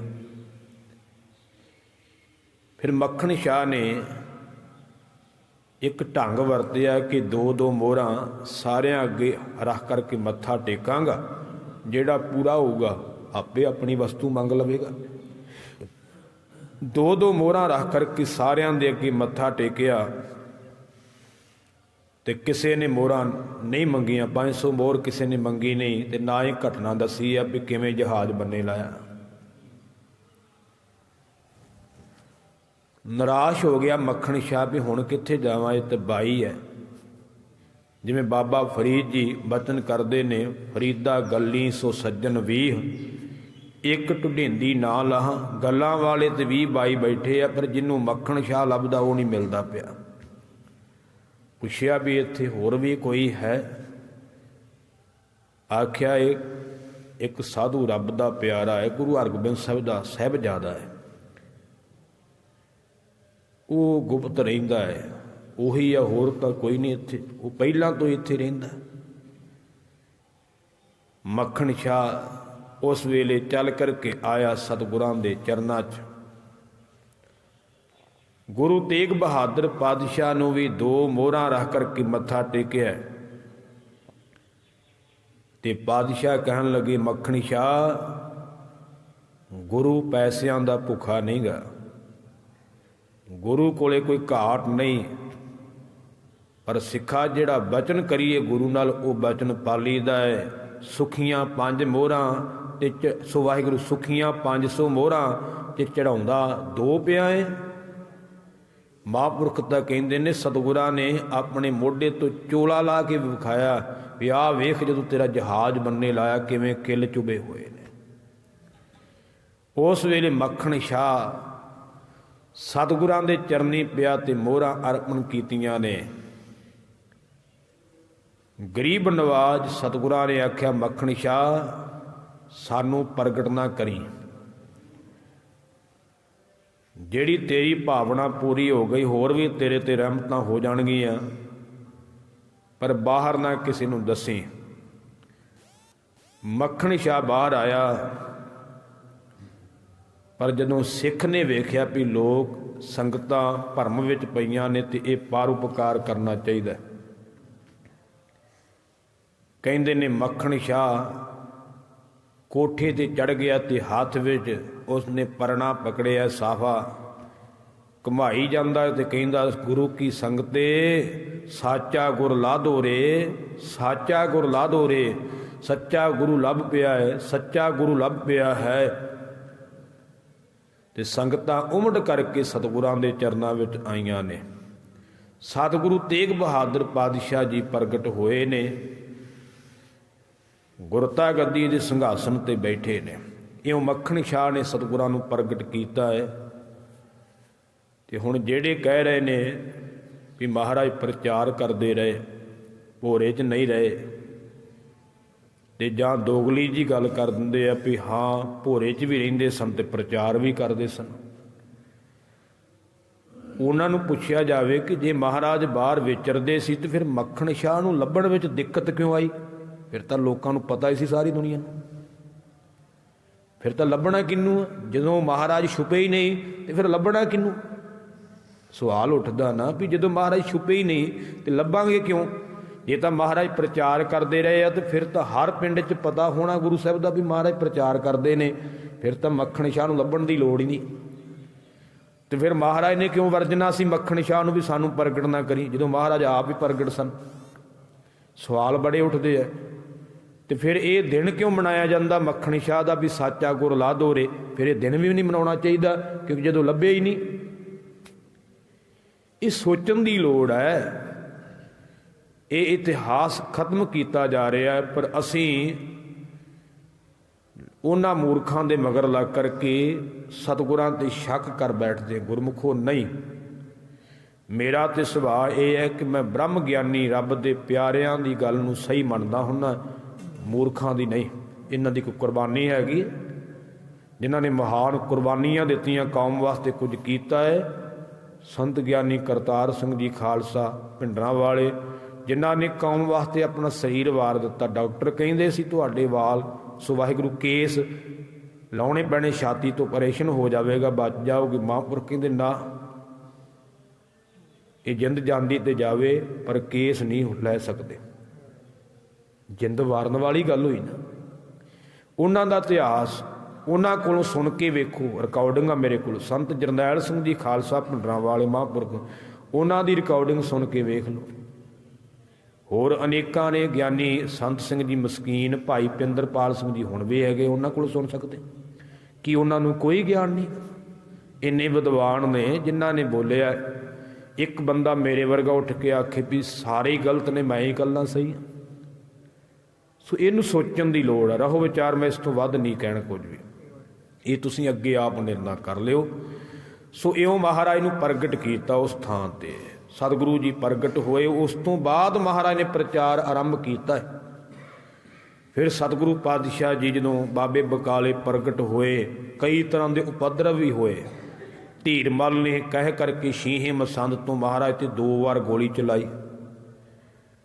ਸੋ ਇੱਕ ਵਾਰ ਜਦੋਂ ਮਹਾਰਾਜ ਬਾਹਰ ਗਏ ਸੀ, ਉਦੋਂ ਇੱਕ ਵਾਰ ਘਰ ਵਿੱਚ ਆ ਕਰਕੇ ਮਹਾਰਾਜ ਤੇ ਗੋਲੀ ਚਲਾਈ, ਜੋ ਸਤਿਗੁਰਾਂ ਦੇ ਮੱਥੇ ਨਾਲ ਛੋਹ ਕੇ ਡਿੱਗੀ ਹੈ। ਸੋ ਮਹਾਰਾਜ ਨੇ ਫਿਰ ਵੀ ਇਹੀ ਬਚਨ ਕਿਹਾ ਸੀ, ਭਲੇ ਧੀਰਮਲ ਭਲੇ, ਆਖਿਆ ਸੀ ਤੇਰਾ ਭਲਾ ਹੋਵੇ। ਗੋਲੀ ਚਲਾਉਣ ਵਾਲੇ ਤੇ ਵੀ ਇਹ ਬਚਨ ਕਹੇ। ਐਸੇ ਮਹਾਨ ਸਤਿਗੁਰੂ ਤੇਗ ਬਹਾਦਰ ਪਾਤਸ਼ਾਹ ਜੀ। ਉੱਥੋਂ ਮਹਾਰਾਜ ਨੇ ਫਿਰ ਪ੍ਰਚਾਰਕ ਦੌਰਾ ਆਰੰਭ ਕੀਤਾ।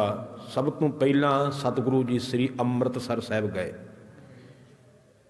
ਇੱਥੇ ਵੀ ਮਸੰਦਾਂ ਦਾ ਕਬਜ਼ਾ ਸੀ। ਮਹਾਰਾਜ ਨੂੰ ਦਰਬਾਰ ਸਾਹਿਬ ਦੇ ਅੰਦਰ ਨਹੀਂ ਜਾਣ ਦਿੱਤਾ। ਦਰਸ਼ਨੀ ਡਿਉੜੀ ਵਾਲਾ ਦਰਵਾਜ਼ਾ ਬੰਦ ਕਰ ਦਿੱਤਾ, ਜਿੰਦਰੇ ਮਾਰ ਦਿੱਤੇ ਮਸੰਦਾਂ ਨੇ। ਮੱਖਣ ਸ਼ਾਹ ਵੀ ਨਾਲ ਸੀ ਸਤਿਗੁਰਾਂ ਦੇ। ਸੋ ਉਸ ਵੇਲੇ ਮਹਾਰਾਜ ਕਹਿਣ ਲੱਗੇ, ਮੱਖਣ ਸ਼ਾਹ ਤੂੰ ਇਸ਼ਨਾਨ ਕਰ ਲੈ, ਤੂੰ ਦਰਸ਼ਨ ਕਰ ਲੈ, ਅਸੀਂ ਚੱਲਦੇ। ਮਹਾਰਾਜ ਇੱਕ ਪਾਸੇ ਬੈਠ ਗਏ ਜਿੱਥੇ ਗੁਰਦੁਆਰਾ ਥੜਾ ਸਾਹਿਬ ਬਣਿਆ, ਤੁਸੀਂ ਦਰਸ਼ਨ ਕੀਤੇ ਹੋਣਗੇ।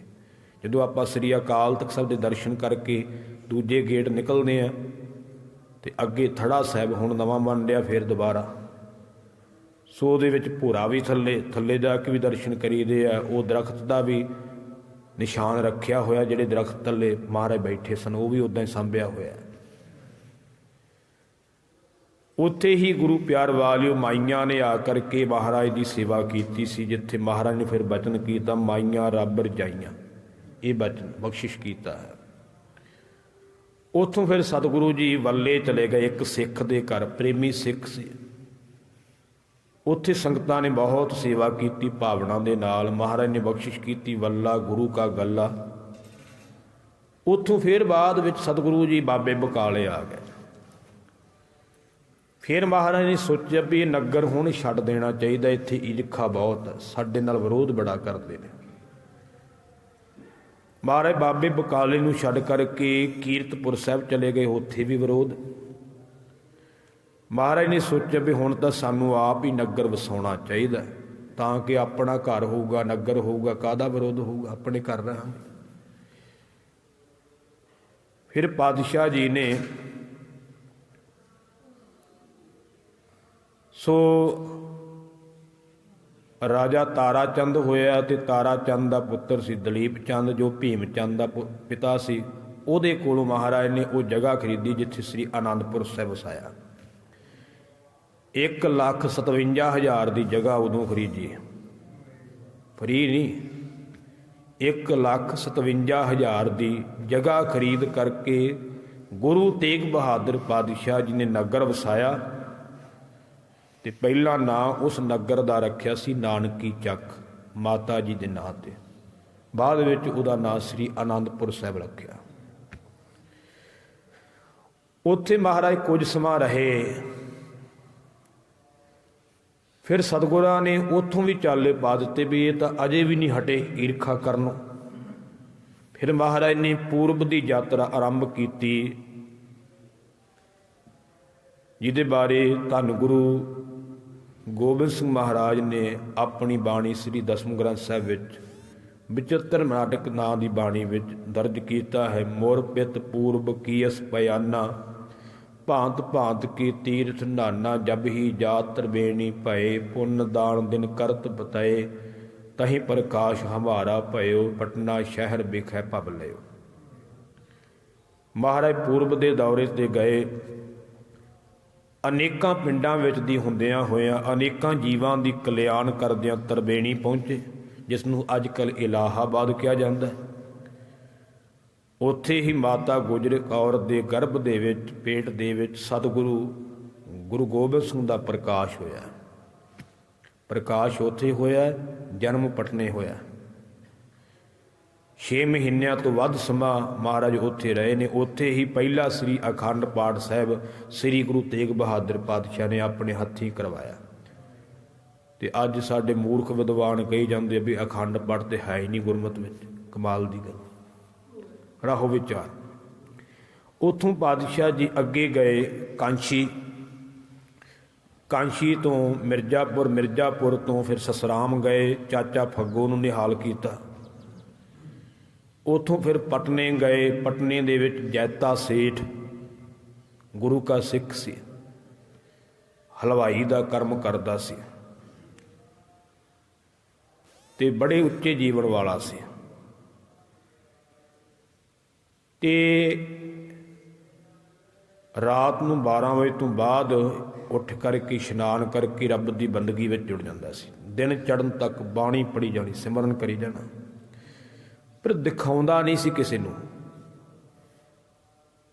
ਲੋਕਾਂ ਨੂੰ ਇਹ ਭੁਲੇਖਾ ਸੀ ਵੀ ਇਹ ਇਸ਼ਨਾਨ ਹੀ ਨਹੀਂ ਕਰਦਾ, ਕਿਉਂਕਿ ਕਈਆਂ ਦਾ ਸੁਭਾਅ ਹੁੰਦਾ ਹੈ ਦਿਖਾਵਾ ਜ਼ਿਆਦਾ ਕਰਨਾ, ਪੱਲੇ ਕੁਝ ਨਾ ਹੋਣਾ। पर उस गुरसिख का कर्म सी कि बंदगी सब तो वध करनी, कर्म शुभ वध करने, पर किसी को पता नहीं लगन देना, पहला पहला कर लेने जिन्ना चिर लोगों ने उठना। एक बार संगत ने पुछ ही लिया, कहन लगे भी तुसी इशनान क्यों नहीं करते। सो भाई साहब कहन लगे भी मैं की दसां, अपनी वडियाई गुरमुख नहीं दसदे। फिर सोचा है कि जे हुण इन्हां नूं ना दिखाया तो फिर इन्हां दे मन च शंका ना पै जाए कि ये भी इशनान करनों ना हट जाण। गुरमुखां दा जीवन हुंदा ना किसी दे भले वास्ते, एक हुंदा कल्ला निजी जीवन, वो वखरी गल हुंदी है, एक हुंदा किसी दा भला करना अपने जीवन दे नाल। सो उस वेले भाई जैता सेठ कहन लगे भी तुसीं इत्थे मेरे घर रहो, तुहानूं आपे पता लग जू, वेख लो अखी, मैं की दसना है। दो सिख भाई जैते दे घर रहे। भाई जैते दे घर एक चबच्चा बनया होया सी। रात नूं 12 बजे, 12 बजे तो बाद एक गऊ आई है भाई जैते दे घर विच, चबच्चे दे कोल खलोती है तो उसने अपने मूँह दे विचों पानी कढ़िया ते चबच्चा भर दिता है, वापस मुड़ गई। भाई जैते ने उन्हां सिखां दे वेंदे होया इशनान कीता है ते चौंकड़ा मार करके बैठ गया बंदगी विच। सवेर होई, सिख पुछदे ने कि भाई साहब ये गऊ कौन सी। ये तो नवा कौतक वेख्या। भाई साहब कहन लगे ये गंगा है, ये रोज़ ही आउंदी सानू इशनान कराउण। इन्नी उच्ची अवस्था सी भी गंगा भी चल करके सिख के घर में आउंदी है, सिख नूं गंगा कोले जाण दी लोड़ नहीं पैंदी। ते जे गुरबाणी नूं पढ़ीए तो महाराज कहंदे जन के चरण वसे कोट गंगा, रब दे प्यारे दे चरनां विच ते करोड़ा गंगा वसदियां। जिथे आपां पैर धो के आउणे आ, चरण धो के आउणे ना, उहनूं आपां की कहने आ, चरण गंगा। एवें नहीं ना रखिया, गुरबाणी मुताबक है भी गुरु की संगतां दे चरनां विच भी गंगा वसदी है।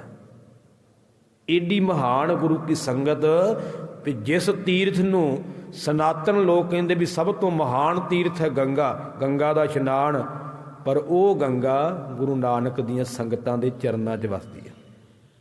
आपां चरण गंगा बनाई हुई, जान देण किन्नियां वडियाईयां महाराज ने बख्शिश कीतियां। वो सिख याद करदा सी गुरु तेग बहादुर पातशाह नूं, ਉਹਦੇ घर जा चरण पाए। फिर पटने साहब की धरती ते निवास किया। मैं विस्तार वाल न जावां, समा थोड़ा। पटना साहब की धरती ते ही सतगुरु पातशाह जी का परिवार नाल है। माता नानकी जी ते सतगुरां दे महल माता गुजरी जी भी ने, ते माता गुजरी जी दे भराता भाई कृपाल चंद भी नाल ने। सो उत्थे सतगुरु जी फिर उतों राजा मान सिंह दे नाल असाम की धरती ते गए। चलो वो तो आपां जदों अगे कलगीधर पातशाह का प्रकाश पुरब आऊगा उदों सरवण करांगे, क्यों गए सी ते की कारण सी। सो उत्थे पातशाह ने कई कौतब कीते। उत्थे ही पटना साहब की धरती ते धन गुरु कलगीधर पातशाह जी का प्रकाश होया। समा पा करके उतों महाराज फिर वापस श्री आनंदपुर साहब आए। ते आनंदपुर साहब की धरती ते हुण आपां शहीदी प्रसंग वाल आ जाइए। ते जम्मू की धरती तो, कश्मीर की धरती तो पंडित लोग इकट्ठे हो करके आए। विद्वान लिखते हैं 500 तो उपर पंडित सी, जिन्हां की अगवाई किरपा राम पंडित करदा सी। क्यों आए कि औरंगजेब बादशाह जिहड़ा सी वो जुल्म कर रहा सी। विद्वान कहंदे वो पहला इन्ना कट्टड़ नहीं सी, पर उन्होंने प्रेर करके इधर लियांदा गया। औरंगजेब ने अपने कोल 1400 उलमाओ विद्वान रखे सन, जिन्हां तो कोलों वो विद्या ज्ञान सरवण करदा सी। एक उन्हें पंडित भी रखिया सी, ध्यान देना, पहला वो विरोधी नहीं सी इन्ना। एक उन्हें पंडित भी रखिया सी कि जिहदे कोलों वो रोज़ गीता का ज्ञान सरवण करदा सी, गीता का पाठ, गीता के अर्थ सुनदा सी। ਤੇ ਉਸ ਪੰਡਤ ਦਾ ਉਹਨੇ ਆਸਣ ਸਾਰਿਆਂ ਤੋਂ ਉੱਚਾ ਲਵਾਇਆ ਸੀ। ਤੇ ਜਿਹੜੇ ਦੂਜੇ ਕਾਜੀ ਮੁੱਲਾਂ ਸੀ ਉਹ ਬੜੇ ਦੁਖੀ ਸਨ, ਪਰ ਬਾਦਸ਼ਾਹ ਅੱਗੇ ਕੋਈ ਬੋਲਦਾ ਨਹੀਂ ਸੀ। ਉਹ ਪੰਡਤ ਰੋਜ਼ ਗੀਤਾ ਸੁਣਾਉਣ ਆਉਂਦਾ ਸੀ, ਤੇ ਪੰਡਤ ਬੜਾ ਚਲਾਕ ਸੀ।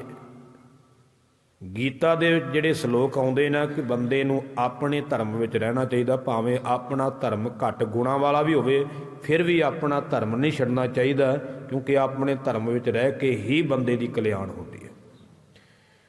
ਉਹ ਪੰਡਤ ਇਹ ਸ਼ਲੋਕ ਨਹੀਂ ਸੀ ਸੁਣਾਉਂਦਾ। ਉਹਨੂੰ ਪਤਾ ਸੀ ਵੀ ਜੇ ਮੈਂ ਸੁਣਾ ਦਿੱਤੇ ਤੇ ਬਾਦਸ਼ਾਹ ਨੇ ਮੈਨੂੰ ਸੁਣਨੋਂ ਹੀ ਹਟ ਜਾਣਾ ਹੈ, ਵੀ ਜੇ ਆਪਣੇ ਧਰਮ 'ਚ ਰਹਿਣਾ ਤੇ ਮੈਂ ਕਿਉਂ ਬਗਾਨੇ ਧਰਮ ਨੂੰ ਸੁਣਾ। ਉਹ ਕੁਦਰਤ ਦੀ ਨੇਤ ਹੋਈ ਐਸੀ, ਇੱਕ ਦਿਨ ਪੰਡਤ ਬਿਮਾਰ ਹੋ ਗਿਆ ਤੇ ਬਾਦਸ਼ਾਹ ਦੇ ਜਾਣਾ ਸੀ ਉਹਨੇ ਦਰਬਾਰ ਵਿੱਚ ਗੀਤਾ ਦਾ ਪਾਠ ਸੁਣਾਉਣ, ਤੇ ਉਹਦੇ ਤੋਂ ਉੱਠਿਆ ਨਾ ਗਿਆ, ਬਿਮਾਰ ਜ਼ਿਆਦਾ ਹੋ ਗਿਆ। ਉਹਨੇ ਸੋਚਿਆ ਵੀ ਜੇ ਮੈਂ ਅੱਜ ਨਾ ਗਿਆ, ਕਿਤੇ ਬਾਦਸ਼ਾਹ ਕਿਸੇ ਹੋਰ ਪੰਡਤ ਨੂੰ ਸੱਦ ਕੇ ਨਾ ਸੁਣ ਲਵੇ, ਮੇਰੀ ਡਿਊਟੀ ਨਾ ਕੱਟੀ ਜਾਵੇ। ਉਹਨੇ ਆਪਣੇ ਲੜਕੇ ਨੂੰ ਕਿਹਾ ਵੀ ਅੱਜ ਤੂੰ ਜਾ ਮੇਰੀ ਥਾਂ ਤੇ ਗੀਤਾ ਦਾ ਪਾਠ ਤੇ ਅਰਥ ਸੁਣਾ ਕੇ ਆ। ਉਹ ਪੰਡਤ ਦਾ ਲੜਕਾ ਗਿਆ ਤੇ ਪੰਡਤ ਨੂੰ ਚੇਤਾ ਭੁੱਲ ਗਿਆ ਦੱਸਣ ਦਾ ਕਿ ਆਹ ਸ਼ਲੋਕ ਨਹੀਂ ਸੁਣਾਉਣੇ। ਹੁਣ ਉਹਨੂੰ ਤੇ ਪਤਾ ਸੀ, ਪਰ ਜਦੋਂ ਲੜਕਾ ਸੁਣਾਉਣ ਵਾਸਤੇ ਗਿਆ ਤੇ ਉਹਨੇ ਉਹ ਸ਼ਲੋਕ ਸੁਣਾ ਦਿੱਤੇ ਜਿਹੜੇ ਸ਼ਲੋਕ ਉਹਦੇ ਪਿਤਾ ਨੇ ਕਦੀ ਸੁਣਾਏ ਨਹੀਂ ਸੀ। ਉਹ ਸੁਣਾ ਦਿੱਤੇ। ਇਹ ਬੰਦੇ ਨੂੰ ਆਪਣੇ ਧਰਮ ਵਿੱਚ ਰਹਿਣਾ ਚਾਹੀਦਾ, ਭਾਵੇਂ ਆਪਣਾ ਧਰਮ ਥੋੜ੍ਹੇ ਗੁਣਾਂ ਵਾਲਾ ਵੀ ਹੋਵੇ, ਉਹਦੇ ਵਿੱਚ ਹੀ ਕਲਿਆਣ ਹੈ। ਬਾਦਸ਼ਾਹ ਬੜਾ ਹੈਰਾਨ ਹੋਇਆ ਵੀ ਇਹ ਸ਼ਲੋਕ ਤਾਂ ਮੈਂ ਕਦੀ ਸੁਣੇ ਨਹੀਂ। ਕਹਿੰਦੇ ਨੇ ਉਸ ਵੇਲੇ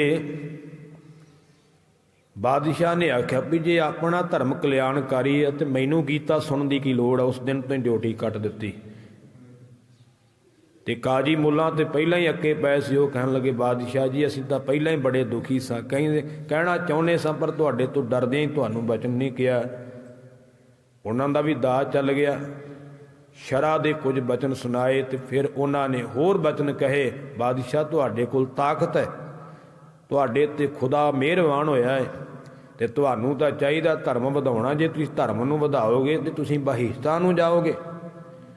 ਤੁਹਾਡੇ ਹੱਥ ਪਾਵਰ ਹੈ, ਤਾਕਤ ਹੈ, ਤੇ ਤੁਸੀਂ ਇਉਂ ਕਰੋ ਸਾਰੀ ਦੁਨੀਆ ਨੂੰ ਇੱਕ ਕਰ ਦਿਓ, ਇਸਲਾਮ ਵਿੱਚ ਲੈ ਆਓ ਤਾਂ ਕਿ ਸਾਰੇ ਝਗੜੇ ਖਤਮ ਹੋ ਜਾਣ। ਕਹਿੰਦੇ ਨੇ ਜ਼ੁਲਮੀ ਤਾਂ ਅੱਗੇ ਵੀ ਸੀ ਉਹ, ਪਰ ਆਪਣੇ ਘਰ ਵਿੱਚ ਸੀ, ਬਾਹਰ ਨਹੀਂ ਸੀ ਹੋਇਆ ਜੇ। ਘਰ ਪਰਿਵਾਰ ਵਿੱਚ ਤੇ ਉਹਨੇ ਬੜਾ ਜ਼ੁਲਮ ਕੀਤਾ। ਆਪਣੇ ਸਕੇ ਪਿਤਾ ਨੂੰ ਉਹਨੇ ਬੜੇ ਤਸੀਹੇ ਦਿੱਤੇ ਆ, ਭਰਾ ਮਾਰੇ ਆ, ਭੈਣ ਮਾਰੀ ਆ, ਧੀ ਮਾਰੀ ਆ। ਜ਼ੁਲਮੀ ਤੇ ਉਹਦੇ ਵਰਗਾ ਕੋਈ ਹੋ ਹੀ ਨਹੀਂ ਸਕਦਾ, ਪਰ ਘਰ ਘਰ ਸੀ ਅਜੇ। ਕਾਜ਼ੀਆਂ ਮੁੱਲਾਂ ਦੇ ਪ੍ਰੇਰਨ ਤੇ ਉਹ ਗੁਰੂ ਪਿਆਰ ਵਾਲਿਓ ਤਿਆਰ ਹੋਇਆ ਤੇ ਹਿੰਦੁਸਤਾਨ ਦੇ 22 ਸੂਬੇ ਸਨ ਉਦੋਂ, ਤੇ 22 ਸੂਬਿਆਂ ਦੇ ਵਿੱਚ ਹੀ ਉਹਨੇ ਹੁਕਮ ਕਰ ਦਿੱਤਾ ਹੈ ਕਿ ਜਿੰਨੇ ਵੀ ਹਿੰਦੂ ਨੇ ਉਹਨਾਂ ਨੂੰ ਮੁਸਲਮਾਨ ਬਣਾਇਆ ਜਾਵੇ। ਜੇ ਕੋਈ ਪਿਆਰ ਨਾਲ ਬਣਦਾ ਤੇ ਉਹਨੂੰ ਸਤਿਕਾਰ ਦਿੱਤਾ ਜਾਵੇ, ਖਰਚਾ ਦਿੱਤਾ ਜਾਵੇ, ਨੌਕਰੀਆਂ ਦਿੱਤੀਆਂ ਜਾਣ। ਤੇ ਜਿਹੜਾ ਨਹੀਂ ਬਣਦਾ ਸਤਿਕਾਰ ਨਾਲ, ਪਿਆਰ ਨਾਲ, ਉਹਨੂੰ ਲਾਲਚ ਦੇ ਕੇ ਬਣਾਓ, ਤੇ ਜਿਹੜਾ ਬਣਦਾ ਹੀ ਨਹੀਂ ਉਹਨੂੰ ਮਾਰ ਦਿੱਤਾ ਜਾਵੇ। ਇਹ ਜ਼ੁਲਮ ਸ਼ੁਰੂ ਹੋਇਆ।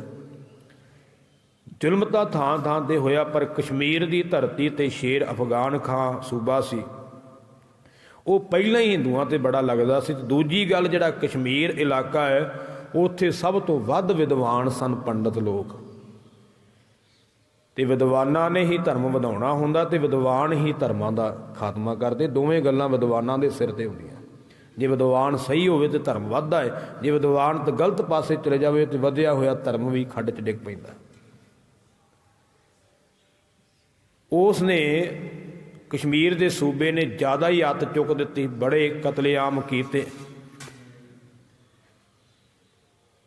ਤੇ ਗੁਰੂ ਪਿਆਰ ਵਾਲਿਓ ਕਹਿੰਦੇ ਨੇ ਇੱਕ ਦਿਨ ਤਾਂ ਐਸਾ ਹੋਇਆ ਕਿ ਜਦੋਂ ਹਿੰਦੂਆਂ ਦਾ ਕਤਲ ਕੀਤਾ, ਜਿੱਥੋਂ ਇਹ ਕਹਾਵਤ ਚੱਲੀ ਨਾ ਵੀ ਔਰੰਗਜ਼ੇਬ 1.25 ਮਣ ਜਨੇਊ ਲਾਹ ਕਰਕੇ ਫਿਰ ਹੀ ਰੋਟੀ ਖਾਂਦਾ ਸੀ। ਕਹਿੰਦੇ ਇੱਕ ਦਿਨ ਜਦੋਂ ਹਿੰਦੂਆਂ ਦੇ ਕਤਲ ਹੋਏ, ਜਨੇਊ, ਇੱਕ ਜਨੇਊ ਜਿਹੜਾ ਹੁੰਦਾ ਹੈ ਅੱਧੇ ਕੁ ਤੋਲੇ ਦਾ ਹੁੰਦਾ ਹੈ, ਤੇ ਗੁਰੂ ਪਿਆਰ ਵਾਲਿਓ ਜਦੋਂ ਉਹ ਜਨੇਊ ਲਾਏ ਤੇ ਉਹ ਤੋਲੇ ਤੇ 1.25 ਮਣ ਹੋਏ। ਕਿੰਨੇ ਮਾਰੇ ਹੋਣਗੇ? ਉੱਥੋਂ ਇੱਕ ਕਹਾਵਤ ਬਣ ਗਈ ਵੀ ਉਹ ਰੋਜ਼ ਇੰਨਿਆਂ ਨੂੰ ਮਾਰ ਕੇ ਫਿਰ ਹੀ ਰੋਟੀ ਖਾਂਦਾ ਸੀ। ਉਹ ਇੰਨੇ ਨਹੀਂ ਸੀ ਮਾਰਦਾ, ਪਤਾ ਨਹੀਂ ਕਿੰਨੇ ਕੁ ਮਾਰੀ ਜਾਂਦਾ ਸੀ ਉਹ ਤਾਂ। ਇਹ ਤਾਂ ਕਹਾਵਤ ਬਣ ਗਈ। ਸੋ ਗੁਰੂ ਪਿਆਰ ਵਾਲਿਓ, ਉਸ ਵੇਲੇ ਜਦੋਂ ਦੁਖੀ ਹੋਏ ਬ੍ਰਾਹਮਣ ਪੰਡਤ ਲੋਕ ਇੱਕ ਦਿਨ ਇਕੱਠੇ ਹੋ ਕਰਕੇ ਸ਼ੇਰ ਖਾਂ ਦੇ ਕੋਲ ਗਏ, ਸੂਬੇ ਕੋਲ ਕਸ਼ਮੀਰ ਦੇ, ਜਾ ਕੇ ਕਹਿਣ ਲੱਗੇ ਵੀ ਸਾਨੂੰ 6 ਮਹੀਨਿਆਂ ਦੀ ਮੋਹਲਤ ਦੇ ਦਿਓ, ਜੇ 6 ਮਹੀਨਿਆਂ ਵਿੱਚ ਅਸੀਂ ਨਾ ਕੁਝ ਕਰ ਸਕੇ ਤੇ ਆਪੇ ਮੁਸਲਮਾਨ ਬਣ ਜਾਵਾਂਗੇ। ਸੂਬਾ ਕਹਿਣ ਲੱਗਾ ਕੀ ਕਰੋਗੇ? ਕਹਿਣ ਲੱਗੇ ਆਪਣੇ ਦੇਵਤਿਆਂ ਦੀ ਆਰਾਧਨਾ ਕਰਾਂਗੇ, ਹੋਰ ਕੀ ਕਰਨਾ, ਸਾਡੀ ਕੋਈ ਤਾਂ ਬਾਂਹ ਫੜੇਗਾ।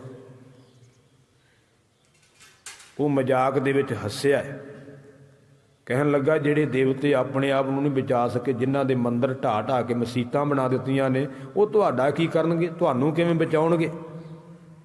ਫਿਰ ਕਹਿੰਦਾ ਚਲੋ ਤੁਹਾਨੂੰ 6 ਮਹੀਨੇ ਦਿੱਤੇ, ਆਪਣੇ ਝੂਠ ਦੇ ਪੁਲਾਓ ਪਕਾ ਲਓ, ਕੋਈ ਗੱਲ ਨਹੀਂ। ਹੁਣ ਉਹਨਾਂ ਨੇ ਆਰਾਧਨਾ ਕੀਤੀ ਅਮਰਨਾਥ ਮੰਦਰ ਦੇ ਵਿੱਚ ਜਾ ਕਰਕੇ, ਕਈ ਦਿਨ ਆਰਾਧਨਾ ਕਰਦੇ ਰਹੇ, ਨਾ ਕਿਸੇ ਦੇਵੀ ਦੇਵਤ ਨੇ ਬਾਂਹ ਫੜੀ। ਕਹਿੰਦੇ ਨੇ ਫਿਰ ਆਕਾਸ਼ ਬਾਣੀ ਹੋਈ। ਵਿਦਵਾਨਾਂ ਦੇ ਵੱਖਰੇ ਵੱਖਰੇ ਰੂਪ, ਕੋਈ ਕਹਿੰਦਾ ਪੱਤਰਿਕਾ ਮਿਲੀ ਤੇ ਕੋਈ ਕਹਿੰਦਾ ਆਕਾਸ਼ ਬਾਣੀ ਹੋਈ।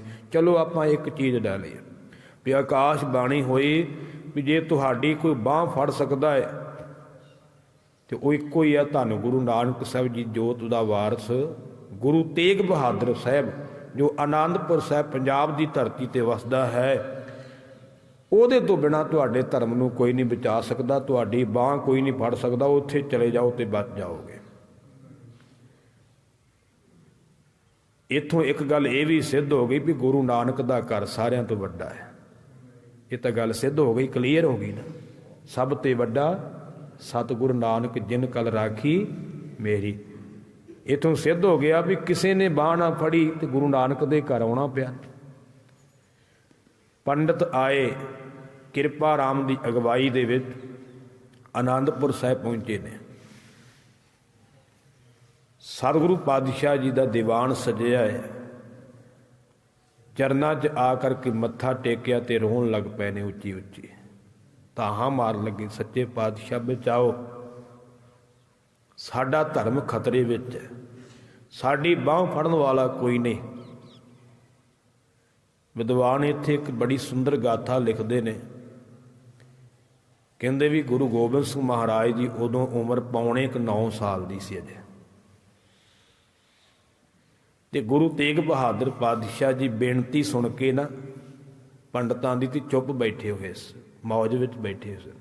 ਇੰਨੇ ਚਿਰ ਨੂੰ ਗੁਰੂ ਗੋਬਿੰਦ ਸਿੰਘ ਮਹਾਰਾਜ ਖੇਡਦੇ ਹੋਏ ਆਏ ਤੇ ਆ ਕਰਕੇ ਪਿਤਾ ਨੂੰ ਗਲ ਵਕੜੀ ਪਾ ਲਈ। ਫਿਰ ਕਹਿਣ ਲੱਗੇ, ਪਿਤਾ ਜੀ ਇਹ ਲੋਕ ਰੋ ਕਿਉਂ ਰਹੇ ਆ, ਦੁਖੀ ਕਿਉਂ ਹੈ? ਇੱਥੇ ਆ ਕੇ ਵੀ ਰੋ ਰਹੇ ਆ। ਇੱਥੇ ਤੇ ਜਿਹੜਾ ਦੁਖੀ ਆਉਂਦਾ ਉਹਦੇ ਤੇ ਕਿਰਪਾ ਹੋ ਜਾਂਦੀ ਹੈ, ਦੁੱਖ ਕੱਟੇ ਜਾਂਦੇ ਨੇ। ਤੁਸੀਂ ਵੀ ਉਦਾਸ ਬੈਠੇ ਹੋਏ ਹੋ, ਕੀ ਕਾਰਨ ਹੈ? ਮਹਾਰਾਜ ਕਹਿਣ ਲੱਗੇ, ਲਾਲ ਜੀ ਤੁਸੀਂ ਖੇਡੋ। ਆਖਿਆ ਨਹੀਂ ਮਹਾਰਾਜ, ਦੱਸੋ ਤਾਂ ਸਹੀ। ਆਖਿਆ ਲਾਲ ਜੀ ਇਹਨਾਂ ਦਾ ਧਰਮ ਖਤਰੇ ਵਿੱਚ, ਔਰੰਗਜ਼ੇਬ ਇਹਨਾਂ ਤੇ ਜ਼ੁਲਮ ਕਰ ਰਿਹਾ, ਜ਼ਬਰਦਸਤੀ ਇਹਨਾਂ ਨੂੰ ਮੁਸਲਮਾਨ ਬਣਾਇਆ ਜਾ ਰਿਹਾ, ਇਹਨਾਂ ਦੇ ਮੰਦਰ ਢਾਹ ਕਰਕੇ ਮਸੀਤਾਂ ਬਣਾਈਆਂ ਜਾ ਰਹੀਆਂ ਨੇ, ਮੂਰਤੀਆਂ ਤੋੜੀਆਂ ਜਾ ਰਹੀਆਂ ਨੇ, ਤੇ ਇਹਨਾਂ ਦੀ ਬਾਂਹ ਫੜਨ ਵਾਲਾ ਕੋਈ ਨਹੀਂ ਗਾ, ਇਹਨਾਂ ਦੇ ਧਰਮ ਨੂੰ ਬਚਾਉਣ ਵਾਲਾ ਕੋਈ ਨਹੀਂ ਗਾ। ਆਖਿਆ ਮਹਾਰਾਜ ਕਿਵੇਂ ਧਰਮ ਬਚੇਗਾ ਇਹਨਾਂ ਦਾ? ਗੁਰੂ ਤੇਗ ਬਹਾਦਰ ਪਾਤਸ਼ਾਹ ਕਹਿਣ ਲੱਗੇ, ਲਾਲ ਜੀ ਇਹਨਾਂ ਦੇ ਧਰਮ ਨੂੰ ਬਚਾਉਣ ਵਾਸਤੇ ਕਿਸੇ ਮਹਾਨ ਮਹਾਂਪੁਰਖ ਨੂੰ ਕੁਰਬਾਨੀ ਦੇਣੀ ਪਵੇਗੀ। ਕੁਰਬਾਨੀ ਦੇਣ ਤੋਂ ਬਿਨਾਂ ਧਰਮ ਨਹੀਂ ਬਚ ਸਕਦਾ। ਸਤਿਗੁਰੂ ਗੁਰੂ ਗੋਬਿੰਦ ਸਿੰਘ ਮਹਾਰਾਜ ਕਹਿਣ ਲੱਗੇ, ਮਹਾਰਾਜ ਪਿਤਾ ਜੀ ਤੁਹਾਡੇ ਨਾਲੋਂ ਵੱਡਾ ਮਹਾਂਪੁਰਖ ਕੌਣ ਹੋ ਸਕਦਾ? ਤੁਸੀਂ ਕੁਰਬਾਨੀ ਦੇ ਕਰਕੇ ਇਹਨਾਂ ਦਾ ਧਰਮ ਬਚਾਓ।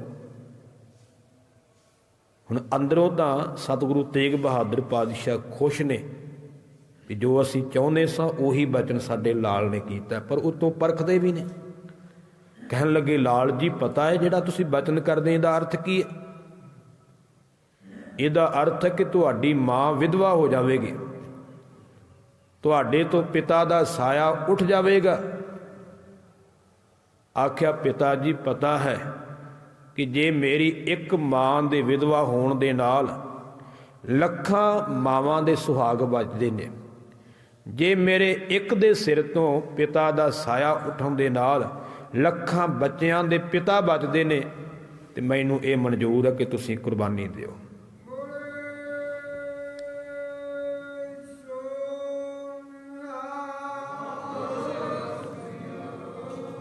ਸੋ ਸਤਿਗੁਰੂ ਪਾਤਸ਼ਾਹ ਜੀ ਨੇ ਘੁੱਟ ਕੇ ਕਲੇਜੇ ਨਾਲ ਲਾਇਆ ਹੈ। ਪੰਡਤ ਲੋਕ ਵੀ ਬੜੇ ਹੈਰਾਨ ਸਨ ਵੀ ਇੰਨੇ ਵੱਡੇ ਬਚਨ। ਪਾਤਸ਼ਾਹ ਨੇ ਬਚਨ ਕਰ ਦਿੱਤਾ ਪੰਡਤਾਂ ਨੂੰ ਵੀ ਜਾਓ, ਜਾ ਕਰਕੇ ਸੁਨੇਹਾ ਭੇਜ ਦਿਓ ਔਰੰਗਜ਼ੇਬ ਨੂੰ ਕਿ ਸਾਡਾ ਗੁਰੂ ਤੇਗ ਬਹਾਦਰ ਹੈ, ਜੇ ਗੁਰੂ ਤੇਗ ਬਹਾਦਰ ਮੁਸਲਮਾਨ ਬਣ ਜਾਵੇ ਤੇ ਅਸੀਂ ਸਾਰੇ ਬਣ ਜਾਵਾਂਗੇ। ਪੰਡਤ ਖੁਸ਼ ਹੋ ਕਰਕੇ ਵਾਪਸ ਮੁੜੇ। ਖੁਸ਼ ਕਿਉਂ ਹੋਏ? ਕਿਉਂਕਿ ਉਹਨਾਂ ਨੂੰ ਗੁਰੂ ਤੇ ਭਰੋਸਾ ਸੀ। ਖੁਸ਼ੀ ਉਦੋਂ ਹੀ ਆਊਗੀ ਜਦੋਂ ਅਸੀਂ ਗੁਰੂ ਤੇ ਭਰੋਸਾ ਕਰਾਂਗੇ। ਸੁਨੇਹਾ ਭੇਜ ਦਿੱਤਾ ਔਰੰਗਜ਼ੇਬ ਨੂੰ। ਔਰੰਗਜ਼ੇਬ ਵੀ ਬੜਾ ਖੁਸ਼ ਹੋਇਆ ਵੀ ਇੱਕ ਬੰਦੇ ਨੂੰ ਕਿੱਡੀ ਕੁ ਵੱਡੀ ਗੱਲ ਮੁਸਲਮਾਨ ਬਣਾਓ। ਉਹ ਬੰਦਾ ਹੀ ਸਮਝਦੇ ਸਨ। ਹੁਣ ਤਾਂ ਸਾਡੇ ਵਿਦਵਾਨ ਵੀ ਗੁਰੂ ਨੂੰ ਇੱਕ ਆਮ ਇਨਸਾਨ ਹੀ ਕਹਿੰਦੇ ਆ। ਸੋ ਔਰੰਗਜ਼ੇਬ ਨੇ ਉਸ ਵੇਲੇ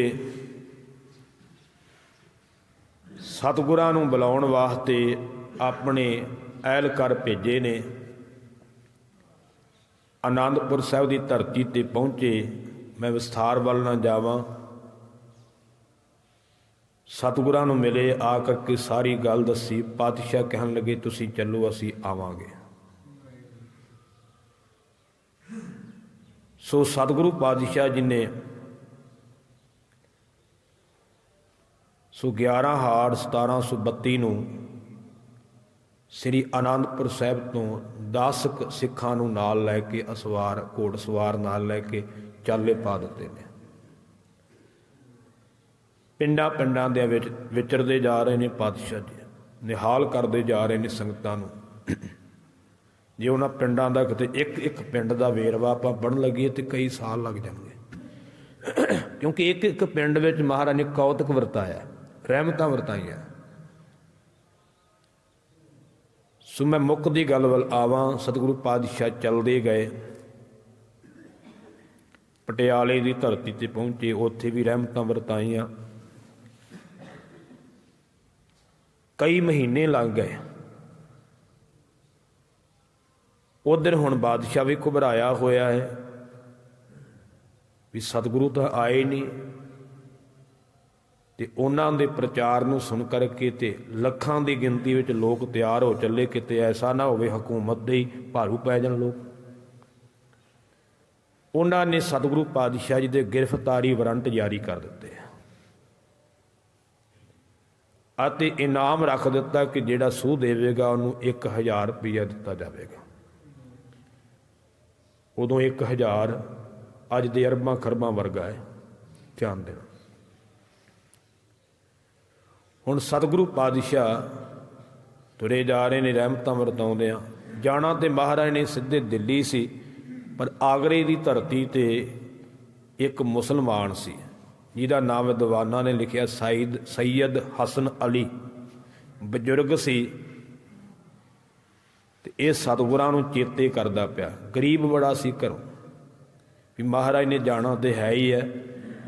ਜੇ ਕਿਤੇ ਮਹਾਰਾਜ ਮੇਰੇ ਰਾਹੀਂ ਚਲੇ ਜਾਣ ਤੇ 1000 ਰੁਪਈਆ ਇਨਾਮ ਮੈਨੂੰ ਮਿਲ ਜਾਊਗਾ। ਹੁਣ ਸਤਿਗੁਰੂ ਪਾਤਸ਼ਾਹ ਚਲਦਿਆਂ ਆਗਰੇ ਦੀ ਧਰਤੀ ਤੇ ਪਹੁੰਚੇ ਤੇ ਆਗਰੇ ਦੀ ਧਰਤੀ ਤੇ ਬਾਹਰ ਸਤਿਗੁਰਾਂ ਨੇ ਆਸਣ ਲਾਇਆ ਜੰਗਲ ਦੇ ਵਿੱਚ ਹੀ। ਉੱਥੇ ਉਸ ਬਜ਼ੁਰਗ ਦਾ ਪੋਤਰਾ ਭੇਡਾਂ ਚਾਰਦਾ ਪਿਆ ਸੀ।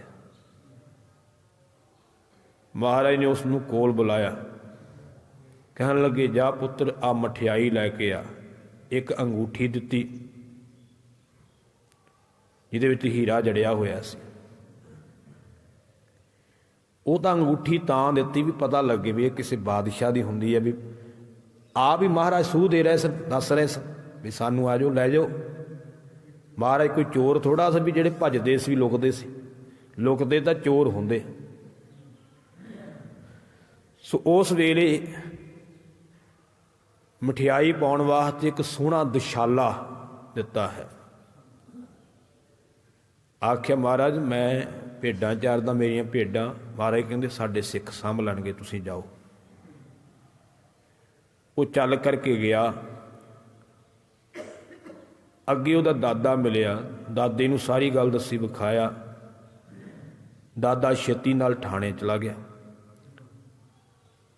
ਇਹ ਬੱਚਾ ਹਲਵਾਈ ਕੋਲੇ ਗਿਆ, ਜਾ ਕਰਕੇ ਕਹਿਣ ਲੱਗਾ ਮੈਨੂੰ ਮਠਿਆਈ ਚਾਹੀਦੀ ਹੈ। ਦੁਸ਼ਾਲਾ ਦਿੱਤਾ, ਅੰਗੂਠੀ ਦਿੱਤੀ, ਤੇ ਹਲਵਾਈ ਨੇ ਵੀ ਪੁਲਿਸ ਨੂੰ ਫੜਾ ਦਿੱਤਾ ਵੀ ਇਹ ਚੋਰ ਲੱਗਦਾ, ਵੀ ਇਹੋ ਜਿਹੀਆਂ ਕੀਮਤੀ ਚੀਜ਼ਾਂ ਇਹਦੇ ਕੋਲ ਕਿੱਥੋਂ ਆ ਗਈਆਂ।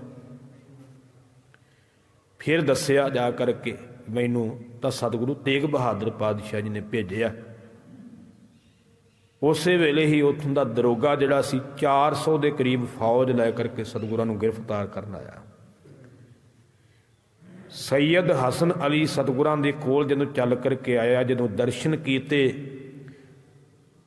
ਤੇ ਦਰਸ਼ਨ ਕਰਕੇ ਆਨੰਦ ਆ ਗਿਆ, ਚਰਨਾਂ ਤੇ ਮੱਥਾ ਰੱਖਿਆ ਤੇ ਮੁੜ ਕੇ ਮਾਫੀਆਂ ਮੰਗਣ ਲੱਗਾ। ਸੱਚੇ ਪਾਤਸ਼ਾਹ ਚਲੇ ਜਾਓ ਤੁਸੀਂ ਇੱਥੋਂ, ਜੇ ਮੈਨੂੰ ਪਹਿਲਾਂ ਤੁਹਾਡੇ ਦਰਸ਼ਨ ਹੋ ਜਾਂਦੇ ਤੇ ਮੈਂ ਨਿਕੰਮਾ ਕਦੇ ਵੀ 1000 ਰੁਪਏ ਬਦਲੇ ਤੁਹਾਨੂੰ ਗ੍ਰਿਫਤਾਰ ਨਾ ਕਰਾਉਂਦਾ। ਮਹਾਰਾਜ ਕਹਿੰਦੇ ਇਹ ਤੂੰ ਥੋੜਾ ਕਰਾ ਰਿਹਾ ਤੇ ਸਾਡੀ ਮੌਜ, ਅਸੀਂ ਆਪ ਹੀ ਆਏ ਹਾਂ। ਤੂੰ ਮਨ ਵਿੱਚ ਦੁਖੀ ਨਾ ਹੋ, ਜੇ ਤੂੰ ਨਾ ਵੀ ਦੱਸ ਦੋ ਤੇ ਇਹ ਤਾਂ ਅਸੀਂ ਆਪ ਹੀ ਗ੍ਰਿਫਤਾਰੀ ਦੇਣੀ ਹੈ ਤੇ ਅਸੀਂ ਆਪ ਹੀ ਉਸੇ ਕਾਰਜ ਵਾਸਤੇ ਚੱਲ ਕਰਕੇ ਆਏ। ਉਸ ਵੇਲੇ ਸਤਿਗੁਰੂ ਪਾਤਸ਼ਾਹ ਜੀ ਨੂੰ ਨਾਲ ਲੈ ਲਿਆ, 400 ਫੌਜ ਜਿਹਨੇ ਘੇਰਾ ਪਾਇਆ। ਨਾਲ ਸਤਿਗੁਰਾਂ ਦੇ ਸਿੱਖ ਨੇ, ਭਾਈ ਮਤੀ ਦਾਸ, ਭਾਈ ਸਤੀ ਦਾਸ, ਭਾਈ ਦਿਆਲਾ ਜੀ, ਭਾਈ ਊਦਾ ਜੀ, ਇਸੇ ਤਰ੍ਹਾਂ ਭਾਈ ਜੈਤਾ ਜੀ ਤੇ ਭਾਈ ਗੁਰਦਿੱਤਾ ਜੀ, ਹੋਰ ਗੁਰਸਿੱਖ ਵੀ ਨਾਲ ਨੇ। 10 ਕੁ ਦਾ ਜ਼ਿਕਰ ਆਉਂਦਾ, ਕੁਝ ਵਾਪਸ ਮੋੜ ਦਿੱਤੇ ਸਨ ਮਹਾਰਾਜ ਨੇ। ਸੋ ਮਹਾਰਾਜ ਚੱਲੇ ਨਾਲ ਫੌਜ ਦੇ, ਆਗਰੇ ਤੋਂ ਚੱਲੇ ਨੇ। ਉਧਰੋਂ ਦਿੱਲੀ ਵੀ ਸੁਨੇਹਾ ਭੇਜ ਦਿੱਤਾ ਹੈ। ਉਧਰੋਂ ਔਰੰਗਜ਼ੇਬ ਨੇ ਇੱਕ ਸੂਬੇਦਾਰ ਭੇਜਿਆ ਹੈ 12,000 ਫੌਜ ਦੇ ਕੇ। ਉਹਨੂੰ ਡਰ ਸੀ ਵੀ ਇਹਨਾਂ ਦੇ ਪਿਤਾ ਜੀ ਨੇ 52 ਰਾਜੇ ਰਿਹਾ ਕਰਾਏ ਨੇ, ਕਿਤੇ ਉਹਨਾਂ ਰਾਜਿਆਂ ਨੇ ਐਸਾ ਨਾ ਕਰਨ ਵੀ ਸਾਡੇ ਤੇ ਪਰ ਉਪਕਾਰ ਕੀਤਾ ਤੇ ਉਹ ਇਹਨਾਂ ਨੂੰ ਛਡਾ ਲੈਣ। ਸੋ ਜਿਹੜਾ ਦਰੋਗਾ ਸੀ ਨਾ ਆਗਰੇ ਦਾ, ਸੋ ਉਸ ਵੇਲੇ ਮਹਾਰਾਜ ਕਹਿਣ ਲੱਗੇ ਤੂੰ ਸਾਨੂੰ ਗ੍ਰਿਫਤਾਰ ਕੀਤਾ? ਕਹਿੰਦੇ ਜੀ ਹਾਂ। ਮਹਾਰਾਜ ਕਹਿੰਦੇ ਸਾਨੂੰ ਕੌਣ ਗ੍ਰਿਫਤਾਰ ਕਰਨ ਵਾਲਾ, ਅਸੀਂ ਤੇ ਆਪਣੀ ਮੌਜ ਨਾਲ ਆਏ ਆ। ਕਹਿੰਦੇ ਨੇ ਉਸ ਵੇਲੇ ਸਤਿਗੁਰੂ ਜੀ ਉੱਥੇ ਆਲੋਪ ਹੋ ਗਏ ਨੇ। ਜਦੋਂ ਆਲੋਪ ਹੋ ਗਏ ਨੇ, ਉਹ ਦਰੋਗਾ ਬੜਾ ਘਬਰਾਇਆ ਹੈ। ਉਹ ਕਹਿੰਦਾ ਹੈ ਮਹਾਰਾਜ ਕਿਰਪਾ ਕਰੋ, ਮੇਰੇ ਤਾਂ ਬੱਚੇ ਮਾਰ ਦਿੱਤੇ ਜਾਣਗੇ। ਮੈਂ ਤਾਂ ਖਬਰ ਭੇਜ ਦਿੱਤੀ, ਉਹਨਾਂ ਨੇ ਕਹਿਣਾ ਵੀ ਕਿੱਥੇ ਭੇਜਿਆ ਤੂੰ ਸਤਿਗੁਰਾਂ ਨੂੰ। ਉਹਨੂੰ ਸੈਯਦ ਹਸਨ ਅਲੀ ਨੂੰ ਪੁੱਛਣ ਲੱਗਾ ਹੈ ਵੀ ਸਤਿਗੁਰਾਂ ਨੂੰ ਕੀ ਕਹਾਂ, ਹੁਣ ਮੈਂ ਕਿੱਧਰ ਗਏ ਮਹਾਰਾਜ, ਮੇਰਾ ਤੇ ਪਰਿਵਾਰ ਪੀੜ ਦਿੱਤਾ ਜਾਵੇਗਾ। ਸੈਯਦ ਹਸਨ ਅਲੀ ਕਹਿਣ ਲੱਗਾ ਤੂੰ ਨਿਮਾਣਾ ਹੋ ਕੇ ਅਰਦਾਸ ਕਰ, ਜੇ ਮੇਰੇ ਵਾਸਤੇ ਮਹਾਰਾਜ ਇੱਥੇ ਆ ਸਕਦੇ ਤੇ ਤੇਰੇ ਵਾਸਤੇ ਕਿਉਂ ਨਾ ਆਉਣਗੇ। ਸੋ ਜਦੋਂ ਅਰਦਾਸ ਕੀਤੀ, ਕੀ ਵੇਖਿਆ ਕਿ ਨਦੀ ਵਿੱਚੋਂ ਇਸ਼ਨਾਨ ਕਰਕੇ ਸਤਿਗੁਰੂ ਜੀ ਬਾਹਰ ਨਿਕਲਦੇ ਪਏ ਨੇ। ਸੋ ਉਸ ਵੇਲੇ 12,000 ਫੌਜ ਵੀ ਪਹੁੰਚ ਗਈ। ਸਤਿਗੁਰਾਂ ਨੂੰ ਦਿੱਲੀ ਲਿਜਾਇਆ ਗਿਆ। ਦਿੱਲੀ ਦੀ ਧਰਤੀ ਤੇ ਸਤਿਗੁਰਾਂ ਨੂੰ ਇੱਕ ਪਿੰਜਰੇ ਦੇ ਵਿੱਚ ਵੀ ਕੈਦ ਕੀਤਾ। ਬਾਅਦ ਵਿੱਚ ਪਹਿਲਾਂ ਸਤਿਕਾਰ ਦਿੱਤਾ ਹੈ ਸਤਿਗੁਰਾਂ ਨੂੰ, ਤੇ ਉਹ ਸਤਿਕਾਰ ਕੋਈ ਇਹ ਨਹੀਂ ਸੀ ਵੀ ਸਤਿਗੁਰਾਂ ਕਰਕੇ ਸਤਿਕਾਰ ਦਿੱਤਾ। ਉਹ ਸਤਿਕਾਰ ਤਾਂ ਦਿੱਤਾ ਸੀ ਵੀ ਇਹ ਸਤਿਕਾਰ ਦੇਣ ਨਾਲ ਆਪਣਾ ਧਰਮ ਛੱਡ ਦੇਣਗੇ। ਸੋ ਸਤਿਗੁਰੂ ਪਾਤਸ਼ਾਹ ਜੀ ਨੂੰ ਪਹਿਲਾਂ ਸਤਿਕਾਰ ਦਿੱਤਾ ਹੈ। ਜਦੋਂ ਔਰੰਗਜ਼ੇਬ ਦੀ ਸਭਾ ਵਿੱਚ ਗਏ ਨੇ ਮਹਾਰਾਜ, ਤੇ ਉੱਚਾ ਆਸਨ ਲਵਾਇਆ ਤੇ ਆਖਿਆ ਮਹਾਰਾਜ ਬੈਠੋ। ਤੇ ਕਹਿਣ ਲੱਗਾ ਮਹਾਰਾਜ ਇਸ ਆਸਨ ਤੇ ਸਿਰਫ ਮੇਰਾ ਗੁਰੂ ਬੈਠਦਾ, ਹੋਰ ਨਹੀਂ ਕੋਈ ਬਹਿ ਸਕਦਾ, ਤੇ ਜਾਂ ਮੈਂ ਤੁਹਾਨੂੰ ਬਿਠਾਉਣ ਲੱਗਾ। ਪਾਤਸ਼ਾਹ ਕਹਿਣ ਲੱਗੇ ਔਰੰਗਜ਼ੇਬ ਉੱਚੀ ਥਾਂ ਤੇ ਬਹਿਣ ਨਾਲ ਕੋਈ ਉੱਚਾ ਨਹੀਂ ਹੋ ਜਾਂਦਾ। ਉੱਚੀ ਥਾਂ ਤੇ ਕਿਸੇ ਨੂੰ ਬਿਠਾ ਦਈਏ ਤੇ ਉਹ ਉੱਚਾ ਨਹੀਂ ਹੋ ਜਾਂਦਾ, ਉੱਚੇ ਜੀਵਨ ਕਰਕੇ ਹੋਈਦਾ। ਸਾਨੂੰ ਇਹਦੇ ਵਿੱਚ ਕੋਈ ਨਹੀਂ, ਭਾਵੇਂ ਤੂੰ ਸਾਨੂੰ ਥੱਲੇ ਵੀ ਬਿਠਾ ਦੇਵੇਂਗਾ ਸਾਡਾ ਕੁਝ ਨਹੀਂ ਘਟਣਾ, ਉੱਚੇ ਥਾਂ ਬਿਠਾਵੇਂਗਾ ਤੇ ਸਾਨੂੰ ਉੱਚੇ ਨਹੀਂ, ਅਸੀਂ ਉੱਚੇ ਨਹੀਂ ਹੋ ਜਾਣਾ। ਕਹਿਣ ਲੱਗਾ ਮਹਾਰਾਜ ਤੁਸੀਂ ਜਿਨ੍ਹਾਂ ਵਾਸਤੇ ਚੱਲ ਕੇ ਆਏ ਜੇ ਇਹਨਾਂ ਨੇ ਤੁਹਾਡੇ ਨਹੀਂ ਬਣਨਾ। ਮਹਾਰਾਜ ਕਹਿੰਦੇ ਔਰੰਗਜ਼ੇਬ ਤੈਨੂੰ ਭੁਲੇਖਾ ਹੈ, ਉਹ ਸਾਨੂੰ ਪਤਾ ਹੈ, ਅਸੀਂ ਇਹਨਾਂ ਤੇ ਕੋਈ ਆਸ ਲੈ ਕੇ ਨਹੀਂ ਆਏ, ਸਾਨੂੰ ਨਾ ਕਿਸੇ ਦਾ ਆਸਰਾ ਹੀ ਆ, ਅਸੀਂ ਤਾਂ ਖੁਦ ਪਰਮੇਸ਼ਰ ਹਾਂ, ਪਰਮੇਸ਼ਰ ਦਾ ਸਰੂਪ ਹਾਂ, ਪਰਮੇਸ਼ਰ ਦਾ ਹੀ ਆਸਰਾ, ਸਾਨੂੰ ਕਿਸੇ ਬੰਦੇ ਦਾ ਹੈ ਹੀ ਨਹੀਂ। ਤੇ ਪਾਤਸ਼ਾਹ ਕਹਿਣ ਲੱਗੇ ਔਰੰਗਜ਼ੇਬ ਅਸੀਂ ਇਹਨਾਂ ਕਰਕੇ ਨਹੀਂ ਆਏ, ਅਸੀਂ ਜ਼ੁਲਮ ਦੇ ਖਿਲਾਫ ਆਏ। ਜੇ ਕੋਈ ਹਿੰਦੂ ਰਾਜਾ ਹੁੰਦਾ ਨਾ ਤੇ ਉਹ ਜ਼ੁਲਮ ਕਰਦਾ ਹੁੰਦਾ ਤੇ ਮੁਸਲਮਾਨ ਤੰਗ ਹੁੰਦੇ, ਮੁਸਲਮਾਨ ਸਾਡੇ ਚਰਨਾਂ 'ਚ ਆਉਂਦੇ ਤੇ ਅਸੀਂ ਉਹਨਾਂ ਵਾਸਤੇ ਵੀ ਆਉਣਾ ਸੀ। ਅਸੀਂ ਜ਼ੁਲਮ ਦੇ ਖਿਲਾਫ ਆਏ। ਆਖਿਆ ਮਹਾਰਾਜ ਤੁਹਾਡੇ ਵੱਡੇ ਵਡੇਰੇ ਹੋਏ ਗੁਰੂ ਨਾਨਕ ਸਾਹਿਬ, ਉਹਨਾਂ ਨੇ ਤਾਂ ਜਨੇਊ ਪਾਇਆ ਨਹੀਂ ਤੇ ਤੁਸੀਂ ਜਨੇਊ ਦੀ ਰਾਖੀ ਵਾਸਤੇ ਆ ਗਏ। ਪਾਤਸ਼ਾਹ ਕਹਿਣ ਲੱਗੇ ਜਨੇਊ ਸਾਡਾ ਧਰਮ ਨਹੀਂ ਗਾ। ਗੁਰੂ ਨਾਨਕ ਸਾਹਿਬ ਨੇ ਜਨੇਊ ਤਾਂ ਨਹੀਂ ਪਾਇਆ ਕਿਉਂਕਿ ਧੱਕੇ ਨਾਲ ਪਾਉਂਦੇ ਸਨ, ਉਦੋਂ ਵੀ ਧੱਕਾ ਕਰਦੇ ਸਨ, ਤੇ ਅਸੀਂ ਧੱਕੇ ਦੇ ਵਿਰੁੱਧ ਉਦੋਂ ਵੀ ਸਾਂ ਵੀ ਨਾ ਧੱਕੇ ਨਾਲ ਪਾਉਣ ਦੇਣਾ ਹੈ ਤੇ ਨਾ ਧੱਕੇ ਨਾਲ ਲਾਉਣ ਦੇਣਾ ਹੈ। ਪਾਤਸ਼ਾਹ ਕਹਿਣ ਲੱਗੇ ਗੱਲ ਤਾਂ ਧੱਕੇ ਦੀ ਹੈ, ਤੁਸੀਂ ਧੱਕਾ ਕਰ ਰਹੇ ਆ, ਧੱਕੇ ਨਾਲ ਜਨੇਊ ਲਾ ਰਹੇ ਆ, ਤੇ ਅਸੀਂ ਧੱਕੇ ਦੇ ਵਿਰੁੱਧ ਚੱਲ ਕਰਕੇ ਆਏ ਆ, ਨਾ ਅਸੀਂ ਜਨੇਊ ਪਾਉਣਾ ਹੈ, ਇਹ ਸਾਡਾ ਧਰਮ ਨਹੀਂ ਗਾ। ਪਰ ਜੇ ਕੋਈ ਸਾਡੀ ਸ਼ਰਨ ਵਿੱਚ ਆਇਆ ਤੇ ਉਹ ਉਹਨਾਂ ਦਾ ਨਿਸ਼ਾਨ ਹੈ, ਧਰਮ ਦਾ ਚਿੰਨ੍ਹ ਹੈ, ਅਸੀਂ ਉਹ ਵੀ ਧੱਕੇ ਨਾਲ ਲਾਉਣ ਨਹੀਂ ਦੇਣਾ। ਕਹਿਣ ਲੱਗਾ ਮਹਾਰਾਜ ਤੁਸੀਂ ਇਸਲਾਮ ਕਬੂਲ ਕਰ ਲਓ, ਆ ਜਾਓ, ਤੁਹਾਨੂੰ ਪੀਰਾਨ ਪੀਰ ਪਦਵੀ ਦੇ ਦਿੱਤੀ ਜਾਵੇਗੀ। ਪਾਤਸ਼ਾਹ ਕਹਿਣ ਲੱਗੇ ਇਹ ਕਿਹੋ ਜਿਹੀਆਂ ਗੱਲਾਂ ਕਰਦਾ ਹੈ, ਜਿਹੜੀ ਪਦਵੀ ਸਾਡੇ ਕੋਲ ਪਹਿਲਾਂ ਹੀ ਹੈ, ਵੀ ਗੁਰੂ ਨਾਨਕ ਹੈ ਹੀ ਪੀਰਾਂ ਦਾ ਪੀਰ, ਉਹਦੇ ਅੱਗੇ ਸਾਰੇ ਝੁਕਦੇ, ਉਹ ਤੂੰ ਸਾਨੂੰ ਕੀ ਦੇਵੇਂਗਾ? ਜਿਹੜੀ ਸਾਡੇ ਕੋਲ ਪਹਿਲਾਂ ਹੀ ਹੈਗੀ ਹੈ, ਤੇਰੇ ਕੋਲੋਂ ਕੀ ਲੈਣੀ ਅਸੀਂ? ਫਿਰ ਕਹਿਣ ਲੱਗਾ ਮਹਾਰਾਜ ਮੈਂ ਤੁਹਾਨੂੰ ਆਪਣੀ ਲੜਕੀ ਦਾ ਡੋਲਾ ਦੇ ਦੇਵਾਂਗਾ। ਇੱਥੋਂ ਤੱਕ ਗਿਰ ਜਾਂਦੇ ਲੋਕ। ਮਹਾਰਾਜ ਕਹਿਣ ਲੱਗੇ ਔਰੰਗਜ਼ੇਬ ਮੈਨੂੰ ਨਹੀਂ ਸੀ ਪਤਾ ਤੂੰ ਇੰਨਾ ਗਿਰ ਜਾਵੇਂਗਾ। ਪਾਤਸ਼ਾਹ ਕਹਿਣ ਲੱਗੇ ਸਾਡਾ ਜਿਹਦੇ ਨਾਲ ਆਨੰਦ ਕਾਰਜ ਹੋਇਆ ਹੈ, ਅਸੀਂ ਤਾਂ ਕਦੀ ਉਹਨੂੰ ਵੀ ਵਕਾਰੀ ਦ੍ਰਿਸ਼ਟੀ ਨਾਲ ਨਹੀਂ ਵੇਖਿਆ, ਤੂੰ ਆਪਣੀ ਧੀ ਦੀ ਗੱਲ ਕਰਦਾ। ਅਸੀਂ ਤੇ ਸਿੱਖਾਂ ਨੂੰ ਸਬਕ ਪੜ੍ਹਾਉਂਦੇ ਆ ਕਿ ਵੇਖ ਪਰਾਈਆਂ ਚੰਗੀਆਂ ਮਾਵਾਂ ਭੈਣਾਂ ਧੀਆਂ ਜਾਣ। ਬੜੇ ਹੱਥ ਕੰਡੇ ਵਰਤੇ, ਸਮਾਂ ਨਹੀਂ ਕਿ ਮੈਂ ਵਿਸਥਾਰ ਵੱਲ ਜਾਵਾਂ। ਆਖੀਰ ਸਤਿਗੁਰਾਂ ਦੇ ਕੋਲ 3 ਗੱਲਾਂ ਰੱਖੀਆਂ ਗਈਆਂ ਵੀ ਜਾਂ ਤਾਂ ਇਸਲਾਮ ਕਬੂਲ ਕਰ ਲਓ, ਜਾਂ ਕਰਾਮਾਤ ਦਿਖਾਓ, ਤੇ ਜਾਂ ਮਰਨ ਵਾਸਤੇ ਤਿਆਰ ਹੋ। ਪਾਤਸ਼ਾਹ ਨੇ ਆਖਿਆ ਔਰੰਗਜ਼ੇਬ ਕੀ ਜੇ ਅਸੀਂ ਇਸਲਾਮ ਕਬੂਲ ਕਰ ਲਈਏ ਤੇ ਮੌਤ ਨਹੀਂ ਆਵੇਗੀ? ਕਹਿਣ ਲੱਗੇ ਜੀ ਮੌਤ ਤਾਂ ਆਵੇਗੀ, ਦੁੱਖ ਸੁੱਖ ਨਹੀਂ ਆਉਣਗੇ, ਉਹ ਵੀ ਆਉਣਗੇ। ਮਾਰੇ ਕਹਿੰਦੇ ਜੇ ਤਾਂ ਇਹ ਸਭ ਕੁਝ ਹੋਣਾ ਹੈ ਤੇ ਫਿਰ ਸਾਨੂੰ ਇਸਲਾਮ ਕਬੂਲ ਕਰਨ ਦੀ ਕੀ ਲੋੜ, ਅਸੀਂ ਆਪਣੇ ਧਰਮ ਵਿੱਚ ਹੀ ਮਰਾਂਗੇ। ਦੂਜੀ ਗੱਲ ਜਿਹੜੀ ਕਰਾਮਾਤ ਦੀ ਹੈ, ਕਰਾਮਾਤ ਅਸੀਂ ਦਿਖਾਉਣੀ ਨਹੀਂ, ਮੇਰਾ ਮਾਲਕ ਦਿਖਾ ਦੇਵੇ ਤੇ ਲੱਖ ਵਾਰ ਦਿਖਾ ਦੇਵੇ, ਮੈਂ ਨਹੀਂ ਦਿਖਾਉਣੀ। ਤੀਜਾ ਵਚਨ ਜਿਹੜਾ ਤੂੰ ਕਰ ਰਿਹਾ ਮਰਨ ਵਾਸਤੇ ਤਿਆਰ ਹੋ ਜਾਓ। ਮਹਾਰਾਜ ਕਹਿੰਦੇ ਅਸੀਂ ਆਏ ਇਸੇ ਕਰਕੇ ਹਾਂ, ਅਸੀਂ ਕੁਰਬਾਨੀ ਦੇਣ ਵਾਸਤੇ ਆਏ ਹਾਂ। ਸਤਿਗੁਰਾਂ ਨੂੰ ਪਿੰਜਰੇ ਵਿੱਚ ਕੈਦ ਕੀਤਾ, ਤੇ ਪਿੰਜਰਾ ਐਸਾ ਜਿਹਦੇ ਵਿੱਚ ਖਲੋਤਾ ਵੀ ਨਹੀਂ ਜਾਂਦਾ ਤੇ ਬੈਠਾ ਵੀ ਨਹੀਂ ਜਾਂਦਾ ਤੇ ਲੰਮੇ ਵੀ ਨਹੀਂ ਪਿਆ ਜਾਂਦਾ। ਹੁਣ ਸਤਿਗੁਰਾਂ ਦੇ ਨਾਲ ਸਿੱਖ ਸਨ, ਉੱਥੇ ਮਹਾਰਾਜ ਨੇ ਪਿੰਜਰੇ ਦੇ ਵਿੱਚ ਹੀ ਭੋਗ ਦੇ ਸ਼ਲੋਕਾਂ ਦੀ ਬਾਣੀ ਲਿਖੀ ਹੈ। ਉਹ ਆਪਾਂ ਵਿਚਾਰ ਪਿੱਛੇ ਸਰਵਣ ਕੀਤੇ, ਜਦੋਂ ਆਪਾਂ ਬਾਣੀ ਦੀ ਵਿਚਾਰ ਸਰਵਣ ਕੀਤੀ ਸੀ ਪਿਛਲੇ ਸਾਲ, ਜਦੋਂ ਆਪਾਂ ਸ਼ਹੀਦੀ ਪੁਰਬ ਮਨਾਇਆ ਸੀ, ਤੇ ਸ਼ਹੀਦੀ ਪੁਰਬ ਤੋਂ ਬਾਅਦ ਗੁਰੂ ਤੇਗ ਬਹਾਦਰ ਪਾਤਸ਼ਾਹ ਜੀ ਦੀ ਬਾਣੀ ਦੀ ਕਥਾ ਆਰੰਭ ਕਰ ਦਿੱਤੀ ਸੀ।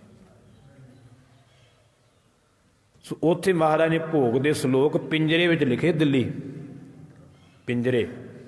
ਪਿੰਜਰੇ ਦੇ ਵਿੱਚ ਲਿਖੇ ਗੁਰਮੁਖੋ।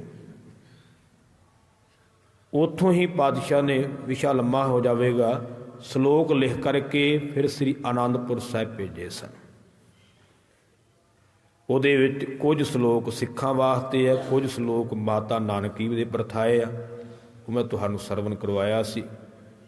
ਉਹਨਾਂ ਨੂੰ ਧੀਰਜ ਦੇਣ ਵਾਸਤੇ ਇੱਕ ਸਲੋਕ ਮਾਤਾ ਗੁਜਰੀ ਜੀ ਵਾਸਤੇ ਉਚਾਰਿਆ ਸੀ ਤੇ ਇੱਕ ਸਲੋਕ ਗੁਰੂ ਗੋਬਿੰਦ ਸਿੰਘ ਮਹਾਰਾਜ ਵਾਸਤੇ, ਬਲ ਛੁਟ ਗਿਓ ਬੰਧਨ ਪਰੇ ਕਛੂ ਨਾ ਹੋਤ ਉਪਾਏ, ਕਹੋ ਨਾਨਕ ਅਬ ਓਟ ਹਾਰ ਗਜ ਜਿਉ ਹੋ ਸਹਾਏ।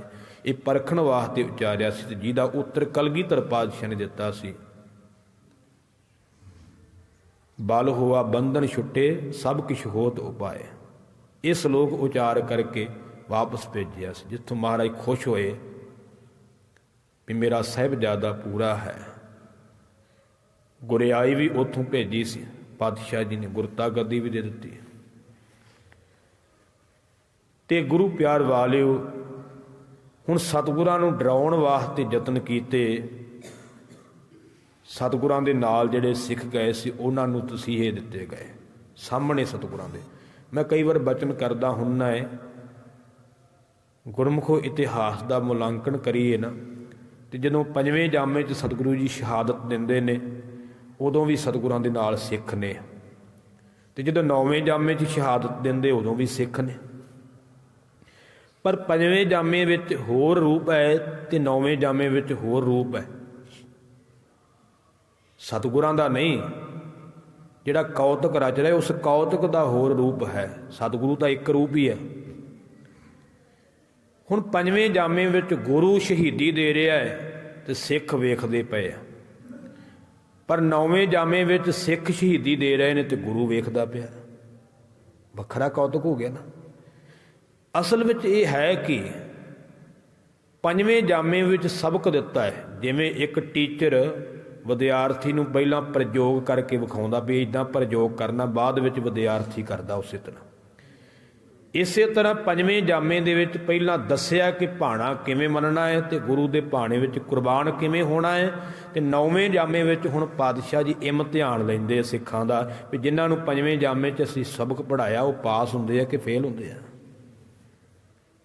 ਭਾਈ ਮਤੀ ਦਾਸ ਨੂੰ ਇੱਕ ਦਿਨ ਪਹਿਲਾਂ ਭਾਈ ਮਤੀ ਦਾਸ ਨੂੰ ਆਰੇ ਨਾਲ ਚੀਰਿਆ ਗਿਆ, ਭਾਈ ਸਤੀ ਦਾਸ ਨੂੰ ਰੂੰ ਵਿੱਚ ਲਪੇਟ ਕੇ ਸਾੜਿਆ ਗਿਆ, ਭਾਈ ਦਿਆਲਾ ਜੀ ਨੂੰ ਦੇਗ ਵਿੱਚ ਉਬਾਲਿਆ ਗਿਆ। ਸਤਿਗੁਰਾਂ ਨੂੰ ਡਰਾਉਣ ਵਾਸਤੇ। ਪਰ ਸਤਿਗੁਰੂ ਜੀ ਉਸੇ ਤਰ੍ਹਾਂ ਅਡੋਲ ਨੇ। ਤੇ ਗੁਰੂ ਪਿਆਰ ਵਾਲਿਓ, ਫਿਰ ਉਹ ਸਮਾਂ ਆਇਆ ਚਾਂਦਨੀ ਚੌਂਕ ਦਾ, ਜਦੋਂ ਸਤਿਗੁਰਾਂ ਦੀ ਵੀ ਤਿਆਰੀ ਹੋਈ ਸ਼ਹਾਦਤ ਦੇਣ ਦੀ। ਅੱਜ ਦਾ ਦਿਨ ਸੀ 1732 ਬਿਕਰਮੀ 1675 ਈਸਵੀ, ਮੱਘਰ ਸੁਦੀ ਪੰਚਵੀਂ ਵੀਰਵਾਰ ਵਾਲਾ ਦਿਨ ਸੀ। ਉਦੋਂ ਸਤਿਗੁਰੂ ਤੇਗ ਬਹਾਦਰ ਪਾਤਸ਼ਾਹ ਨੂੰ ਆਖਿਆ ਵੀ ਜੇ ਤੁਸੀਂ ਨਹੀਂ ਕਬੂਲ ਕਰਨਾ ਫਿਰ ਤੁਸੀਂ ਮਰਨ ਵਾਸਤੇ ਤਿਆਰ ਹੋਵੋ। ਤੇ ਸਤਿਗੁਰੂ ਜੀ ਤਿਆਰ ਹੋਏ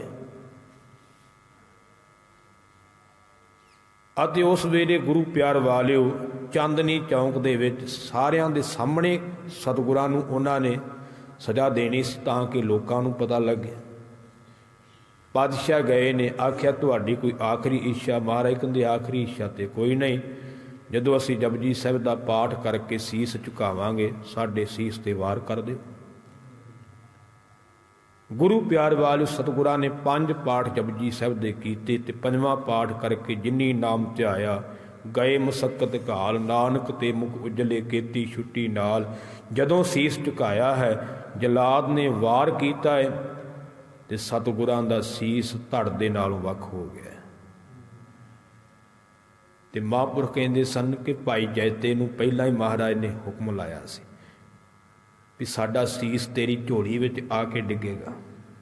ਝੋਲੀ ਅੱਡ ਕੇ ਖੜਾ ਸੀ ਸਿੱਖ। ਕੀ ਅਵਸਥਾ ਹੋਊਗੀ ਉਸ ਸਿੱਖ ਦੀ? ਕਿੱਥੇ ਤਾਂ ਗੁਰੂ ਕੋਲੋਂ ਕੁਝ ਮੰਗਣ ਵਾਸਤੇ ਸਿੱਖ ਝੋਲੀ ਅੱਡ ਕੇ ਖਲੋਂਦਾ ਹੈ, ਤੇ ਉਸ ਸਿੱਖ ਦੀ ਕੀ ਅਵਸਥਾ ਹੋਊਗੀ ਵੀ ਜਿਹੜਾ ਸਿੱਖ ਗੁਰੂ ਦੇ ਸੀਸ ਵਾਸਤੇ ਝੋਲੀ ਅੱਡ ਕੇ ਖੜਾ ਹੈ, ਹੁਕਮ ਵਿੱਚ ਬੱਝਾ ਹੋਇਆ। ਕਿੰਨਾ ਕੁ ਕਿਰਪਾ ਹੋਊ ਉਸ ਸਿੱਖ ਤੇ, ਭਾਈ ਜੈਤੇ ਤੇ। ਉਹ ਤਾਂ ਦ੍ਰਿਸ਼ ਵੇਖਣਾ ਵੀ ਬੜਾ ਔਖਾ ਹੋ ਜਾਂਦਾ।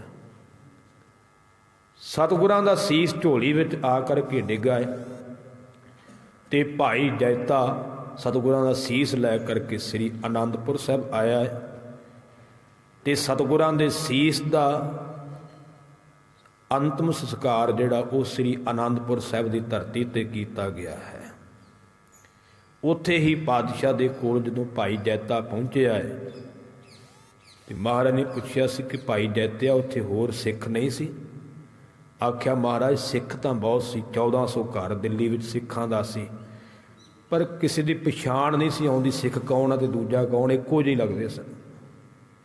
ਉਦੋਂ ਪਾਤਸ਼ਾਹ ਨੇ ਪਹਿਲਾਂ ਤੇ ਭਾਈ ਜੈਤੇ ਨੂੰ ਵਰ ਦਿੱਤਾ ਸੀ, ਜੱਫੀ ਵਿੱਚ ਲੈ ਕੇ ਆਖਿਆ ਸੀ ਰੰਗਰੇਟੇ ਗੁਰੂ ਕੇ ਬੇਟੇ ਕਹਿ ਕਰਕੇ ਨਵਾਜਿਆ।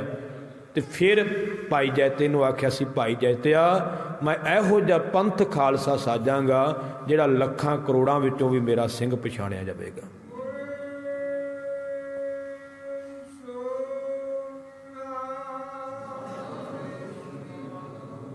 ਸੋ ਸਤਿਗੁਰਾਂ ਦੇ ਪਾਵਨ ਸੀਸ ਦਾ ਅੰਤਮ ਸੰਸਕਾਰ ਸ੍ਰੀ ਅਨੰਦਪੁਰ ਸਾਹਿਬ ਦੀ ਧਰਤੀ ਤੇ ਹੋਇਆ ਤੇ ਦਿੱਲੀ ਦੀ ਧਰਤੀ ਤੇ ਸਤਿਗੁਰਾਂ ਦੇ ਪਾਵਨ ਧੜ ਦਾ ਸੰਸਕਾਰ ਭਾਈ ਲੱਖੀ ਸ਼ਾਹ ਵਣਜਾਰਾ ਗੁਰੂ ਕਾ ਸਿੱਖ ਜਿਹਦਾ 10,000 ਜਿਹਦੇ ਗੱਡੇ ਸਨ, ਵਪਾਰ ਚੱਲਦਾ ਸੀ, ਆਪਣੇ ਗੱਡਿਆਂ ਵਿੱਚ ਲੈ ਕਰ ਗਿਆ ਜਿੱਥੇ ਗੁਰਦੁਆਰਾ ਰਕਾਬਗੰਜ ਸਾਹਿਬ ਬਣਿਆ ਹੋਇਆ ਹੈ। ਸੋ ਉੱਥੇ ਗੁਰੂ ਪਿਆਰ ਵਾਲਿਓ ਉਹਦਾ ਘਰ ਹੁੰਦਾ ਸੀ। ਆਪਣੇ ਘਰ ਵਿੱਚ ਸਤਿਗੁਰਾਂ ਦਾ ਧੜ ਰੱਖ ਕਰਕੇ ਤੇ ਆਪਣੇ ਘਰ ਨੂੰ ਹੀ ਅੱਗ ਲਾ ਕਰਕੇ ਸਤਿਗੁਰਾਂ ਦਾ ਅੰਤਮ ਸੰਸਕਾਰ ਕੀਤਾ ਤੇ ਰੌਲਾ ਪਾ ਦਿੱਤਾ ਸੀ ਕਿ ਮੇਰੇ ਘਰ ਨੂੰ ਅੱਗ ਲੱਗ ਗਈ। ਧੰਨ ਉਸ ਸਿੱਖ ਦੀ ਵੀ ਕੁਰਬਾਨੀ। ਐਸੇ ਧੰਨ ਗੁਰੂ ਤੇਗ ਬਹਾਦਰ ਪਾਤਸ਼ਾਹ ਪਹਿਲੇ ਸ਼ਹੀਦ ਦੁਨੀਆ ਦੇ, ਸ਼ਹੀਦਾਂ ਦੇ ਸਰਤਾਜ ਤੇ ਆਪਾਂ ਧੰਨ ਗੁਰੂ ਅਰਜਨ ਸਾਹਿਬ ਨੂੰ ਕਹਿੰਦੇ ਹਾਂ, ਪਰ ਇੱਕ ਵਿਲੱਖਣ ਸ਼ਹੀਦੀ ਗੁਰੂ ਤੇਗ ਬਹਾਦਰ ਪਾਤਸ਼ਾਹ ਦੀ ਵੀ ਹੈ ਕਿ ਜਿਨ੍ਹਾਂ ਦਾ ਧੜ ਦਿੱਲੀ ਵਿੱਚ ਸੰਸਕਾਰਿਆ ਹੋਵੇ ਤੇ ਸੀਸ ਅਨੰਦਪੁਰ ਸਾਹਿਬ। ਐਸੇ ਪਹਿਲੇ ਸ਼ਹੀਦ ਧਿਆਨ ਦੇਣਾ, ਐਸੇ ਮਹਾਨ ਸਤਿਗੁਰੂ ਸ੍ਰੀ ਗੁਰੂ ਤੇਗ ਬਹਾਦਰ ਪਾਤਸ਼ਾਹ ਜੀ ਜਿਨ੍ਹਾਂ ਨੇ ਅੱਜ ਦੇ ਦਿਨ ਤਿਲਕ ਜੰਨੂ ਰਾਖਾ ਪ੍ਰਭ ਤਾਕਾ ਕੀਨੋ ਬਡੋ ਕਲੂ ਮਹਿਸਾਕਾ। ਸੋ ਹਿੰਦੂਆਂ ਦੇ ਇਹਨਾਂ ਧਰਮਾਂ ਨੂੰ ਬਚਾਉਣ ਵਾਸਤੇ ਇੱਥੇ ਇਹ ਨਹੀਂ ਗਾ ਵੀ ਹਿੰਦੂਆਂ ਵਾਸਤੇ ਕੇਵਲ ਕੁਰਬਾਨੀ ਦਿੱਤੀ, ਪਰ ਉਦੋਂ ਹਿੰਦੂਆਂ ਵਾਸਤੇ ਸੀ। ਇਸ ਕਰਕੇ ਇਹ ਸ਼ਬਦ ਸਤਿਗੁਰਾਂ ਨੇ ਵਰਤੇ ਹੈ ਵੀ ਉਹਨਾਂ ਦੇ ਇਹਨਾਂ ਚਿੰਨ੍ਹਾਂ ਨੂੰ ਬਚਾਇਆ ਮਹਾਰਾਜ ਨੇ, ਤਾਂ ਕਰਕੇ ਮਹਾਰਾਜ ਨੇ ਇਹ ਸ਼ਬਦ ਵਰਤੇ ਆ। ਕੇਵਲ ਹਿੰਦੂਆਂ ਵਾਸਤੇ ਕੁਰਬਾਨੀ ਨਹੀਂ, ਕੁਰਬਾਨੀ ਤਾਂ ਸਾਰੀ ਸ੍ਰਿਸ਼ਟੀ ਵਾਸਤੇ ਮਹਾਰਾਜ ਦੀ। ਪਰ ਜਿਹੜਾ ਸਮਾਂ ਹੁੰਦਾ ਨਾ ਉਹ ਸਮੇਂ ਮੁਤਾਬਕ ਸ਼ਬਦ ਲਿਖੇ ਜਾਂਦੇ ਆ, ਕਿਉਂਕਿ ਉਦੋਂ ਹਿੰਦੂ ਦੁਖੀ ਸੀ, ਇਸ ਕਰਕੇ ਇਹ ਸ਼ਬਦ ਇੱਕ ਕੌਮ ਨਾਲ ਜੁੜਿਆ ਲੱਗਦਾ ਆਪਾਂ ਨੂੰ, ਪਰ ਇੱਕ ਕੌਮ ਵਾਸਤੇ ਕੁਰਬਾਨੀ ਨਹੀਂ ਦਿੱਤੀ, ਪਾਤਸ਼ਾਹ ਨੇ ਦਿੱਤੀ ਹੈ ਜ਼ੁਲਮ ਦੇ ਖਿਲਾਫ। ਤੇ ਉਦੋਂ ਹਿੰਦੂ ਦੁਖੀ ਸੀ, ਇਸ ਕਰਕੇ ਹਿੰਦੂਆਂ ਵਾਸਤੇ ਕੁਰਬਾਨੀ ਸੀ। ਹਿੰਦੂਆਂ ਵਾਸਤੇ ਤੇ ਬਹੁਤ ਵੱਡੀ ਹੈ ਤੇ ਸਾਰੇ ਸੰਸਾਰ ਵਾਸਤੇ, ਪਰ ਇਹ ਜਿਹੜਾ ਦਿਹਾੜਾ ਆਪਾਂ ਮਨਾ ਰਹੇ ਹਾਂ ਤਾਂ ਹਿੰਦੂ ਵੀਰਾਂ ਨੂੰ ਮਨਾਉਣਾ ਚਾਹੀਦਾ ਜਿਨ੍ਹਾਂ ਦਾ ਧਰਮ ਹੀ ਗੁਰੂ ਤੇਗ ਬਹਾਦਰ ਪਾਤਸ਼ਾਹ ਦੇ ਆਸਰੇ ਤੇ ਖੜਾ ਹੈ। ਅੱਜ ਜੇ ਮੰਦਰ ਨੇ, ਜੇ ਟੱਲ ਵੱਜਦੇ ਨੇ, ਜੇ ਆਰਤੀਆਂ ਹੋ ਰਹੀਆਂ ਨੇ, ਪੂਜਾ ਹੋ ਰਹੀ ਹੈ, ਜੇ ਦੀਵੇ ਜਗਦੇ ਨੇ ਮੰਦਰਾਂ ਦੇ ਵਿੱਚ, ਤੇ ਉਹਨਾਂ ਵਿੱਚ ਸਰੋਂ ਦਾ ਤੇਲ ਨਹੀਂ ਮੱਚਦਾ ਪਿਆ, ਉਹਨਾਂ ਵਿੱਚ ਗੁਰੂ ਤੇਗ ਬਹਾਦਰ ਪਾਤਸ਼ਾਹ ਦਾ ਖੂਨ ਬਲਦਾ ਪਿਆ। ਇਹ ਧਿਆਨ ਦੇਣਾ, ਇਹ ਗੁਰੂ ਤੇਗ ਬਹਾਦਰ ਪਾਤਸ਼ਾਹ ਦੇ ਖੂਨ ਨਾਲ ਦੀਵੇ ਜਗੇ। ਜੇ ਉਹ ਕੁਰਬਾਨੀ ਨਾ ਦਿੰਦੇ ਤੇ ਅੱਜ ਮੰਦਰ ਲੱਭਣਾ ਵੀ ਕੋਈ ਨਹੀਂ ਸੀ। ਇਹ ਤਾਂ ਦਿਹਾੜਾ ਉਹਨਾਂ ਨੂੰ ਵੱਡੀ ਪੱਧਰ ਤੇ ਮਨਾਉਣਾ ਚਾਹੀਦਾ ਹੈ। ਚਲੋ ਆਪਾਂ ਤੇ ਮਨਾਉਣਾ ਹੀ ਹੈ, ਗੁਰੂ ਕੇ ਸਿੱਖ, ਪਰ ਸਭ ਤੋਂ ਵੱਡੀ ਪੱਧਰ ਤੇ ਤਾਂ ਉਹਨਾਂ ਨੂੰ ਮਨਾਉਣਾ ਚਾਹੀਦਾ ਜਿਨ੍ਹਾਂ ਦਾ ਧਰਮ ਹੀ ਗੁਰੂ ਤੇਗ ਬਹਾਦਰ ਪਾਤਸ਼ਾਹ ਜੀ ਨੇ ਬਚਾਇਆ। ਸੋ ਐਸੇ ਮਹਾਨ ਸਤਿਗੁਰੂ ਤੇਗ ਬਹਾਦਰ ਪਾਤਸ਼ਾਹ ਜੀ ਜਿਨ੍ਹਾਂ ਨੇ ਅੱਜ ਦੇ ਦਿਨ ਤਿਲਕ ਜੰਨੂ ਰਾਖਾ ਪ੍ਰਭ ਤਾਕਾ ਕੀਨੋ ਬਡੋ ਕਲੂ ਮਹਿਸਾਕਾ ਸਾਧਨ ਹੇਤ ਇਤੀ ਜਿਨ ਕਰੀ ਸੀਸ ਦਿਆ ਪਰ ਸੀ ਨਾ ਉਚਰੀ ਸਿਰ ਦੇ ਦਿੱਤਾ ਹੈ, ਪਰ ਹਾਏ ਸੀ ਨਹੀਂ ਮੁਖ ਤੋਂ ਉਚਾਰਨ ਕੀਤੀ। ਧਰਮ ਹੇਤ ਸਾਕਾ ਜਿਨ ਕੀਆ, ਧਰਮ ਵਾਸਤੇ ਜਿਨ੍ਹਾਂ ਨੇ ਸਾਕਾ ਕੀਤਾ ਹੈ। ਸੀਸ ਦਿਆ ਪਰ ਸਿਰ ਨਾ ਦਿਆ, ਸਿਰ ਦੇ ਦਿੱਤਾ ਹੈ ਪਰ ਸਿਦਕ ਨਹੀਂ ਹਾਰਿਆ।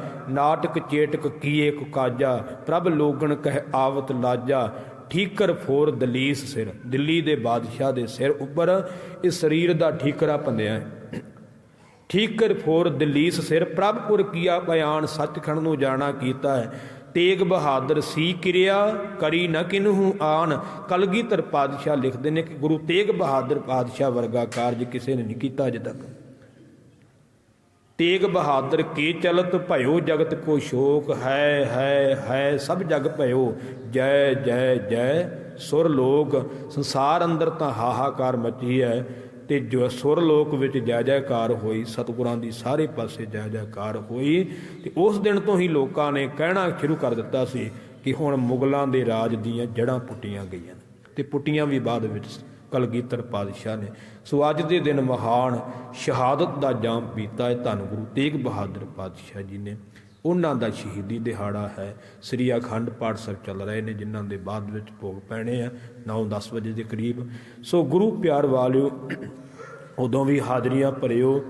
ਸੋ ਅੱਜ ਦਾ ਦੀਵਾਨ ਸਤਿਗੁਰੂ ਤੇਗ ਬਹਾਦਰ ਪਾਤਸ਼ਾਹ ਨੂੰ ਸਮਰਪਿਤ ਕੀਤਾ ਹੈ, ਕਿਉਂਕਿ ਇਤਿਹਾਸ 'ਚ ਬੜਾ ਲੰਮਾ ਚੌੜਾ ਬੜਾ ਕੁਝ ਛੱਡ ਗਏ ਆ, ਕਿਉਂਕਿ ਸਮੇਂ ਦੀ ਸੀਮਾ ਕਰਕੇ ਸਾਰਾ ਨਹੀਂ ਬੋਲਿਆ ਜਾਂਦਾ। ਸੋ ਐਸੇ ਮਹਾਨ ਸ਼ਹੀਦ ਹੋਏ ਨੇ ਧੰਨ ਗੁਰੂ ਤੇਗ ਬਹਾਦਰ ਪਾਤਸ਼ਾਹ ਜੀ। ਤੇ ਗੁਰਮੁਖੋ, ਆਪਾਂ ਕੀ ਸਿੱਖਣਾ ਉਹਨਾਂ ਦੀ ਸ਼ਹੀਦੀ ਤੋਂ?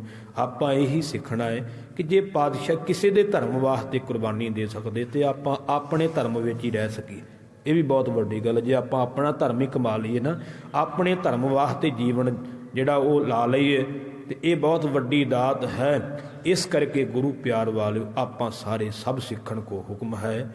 ਗੁਰੂ ਮਾਨਿਓ, ਗ੍ਰੰਥ ਧੰਨ ਗੁਰੂ ਗ੍ਰੰਥ ਸਾਹਿਬ ਦੇ ਲੜ ਲੱਗੀਏ, ਖੰਡੇ ਬਾਟੇ ਦਾ ਅੰਮ੍ਰਿਤ ਛਕੀਏ, ਗੁਰੂ ਦਸੀ ਮਰਿਆਦਾ ਵਿੱਚ ਚੱਲੀਏ, ਨਾਮ ਬਾਣੀ ਸਤਸੰਗਤ ਅਭਿਆਸ ਕਰੀਏ। ਸਤਿਗੁਰਾਂ ਦੀ ਕਿਰਪਾ ਨਾਲ ਸਾਡਾ ਜੀਵਨ ਸਫਲਾ ਹੋਵੇਗਾ।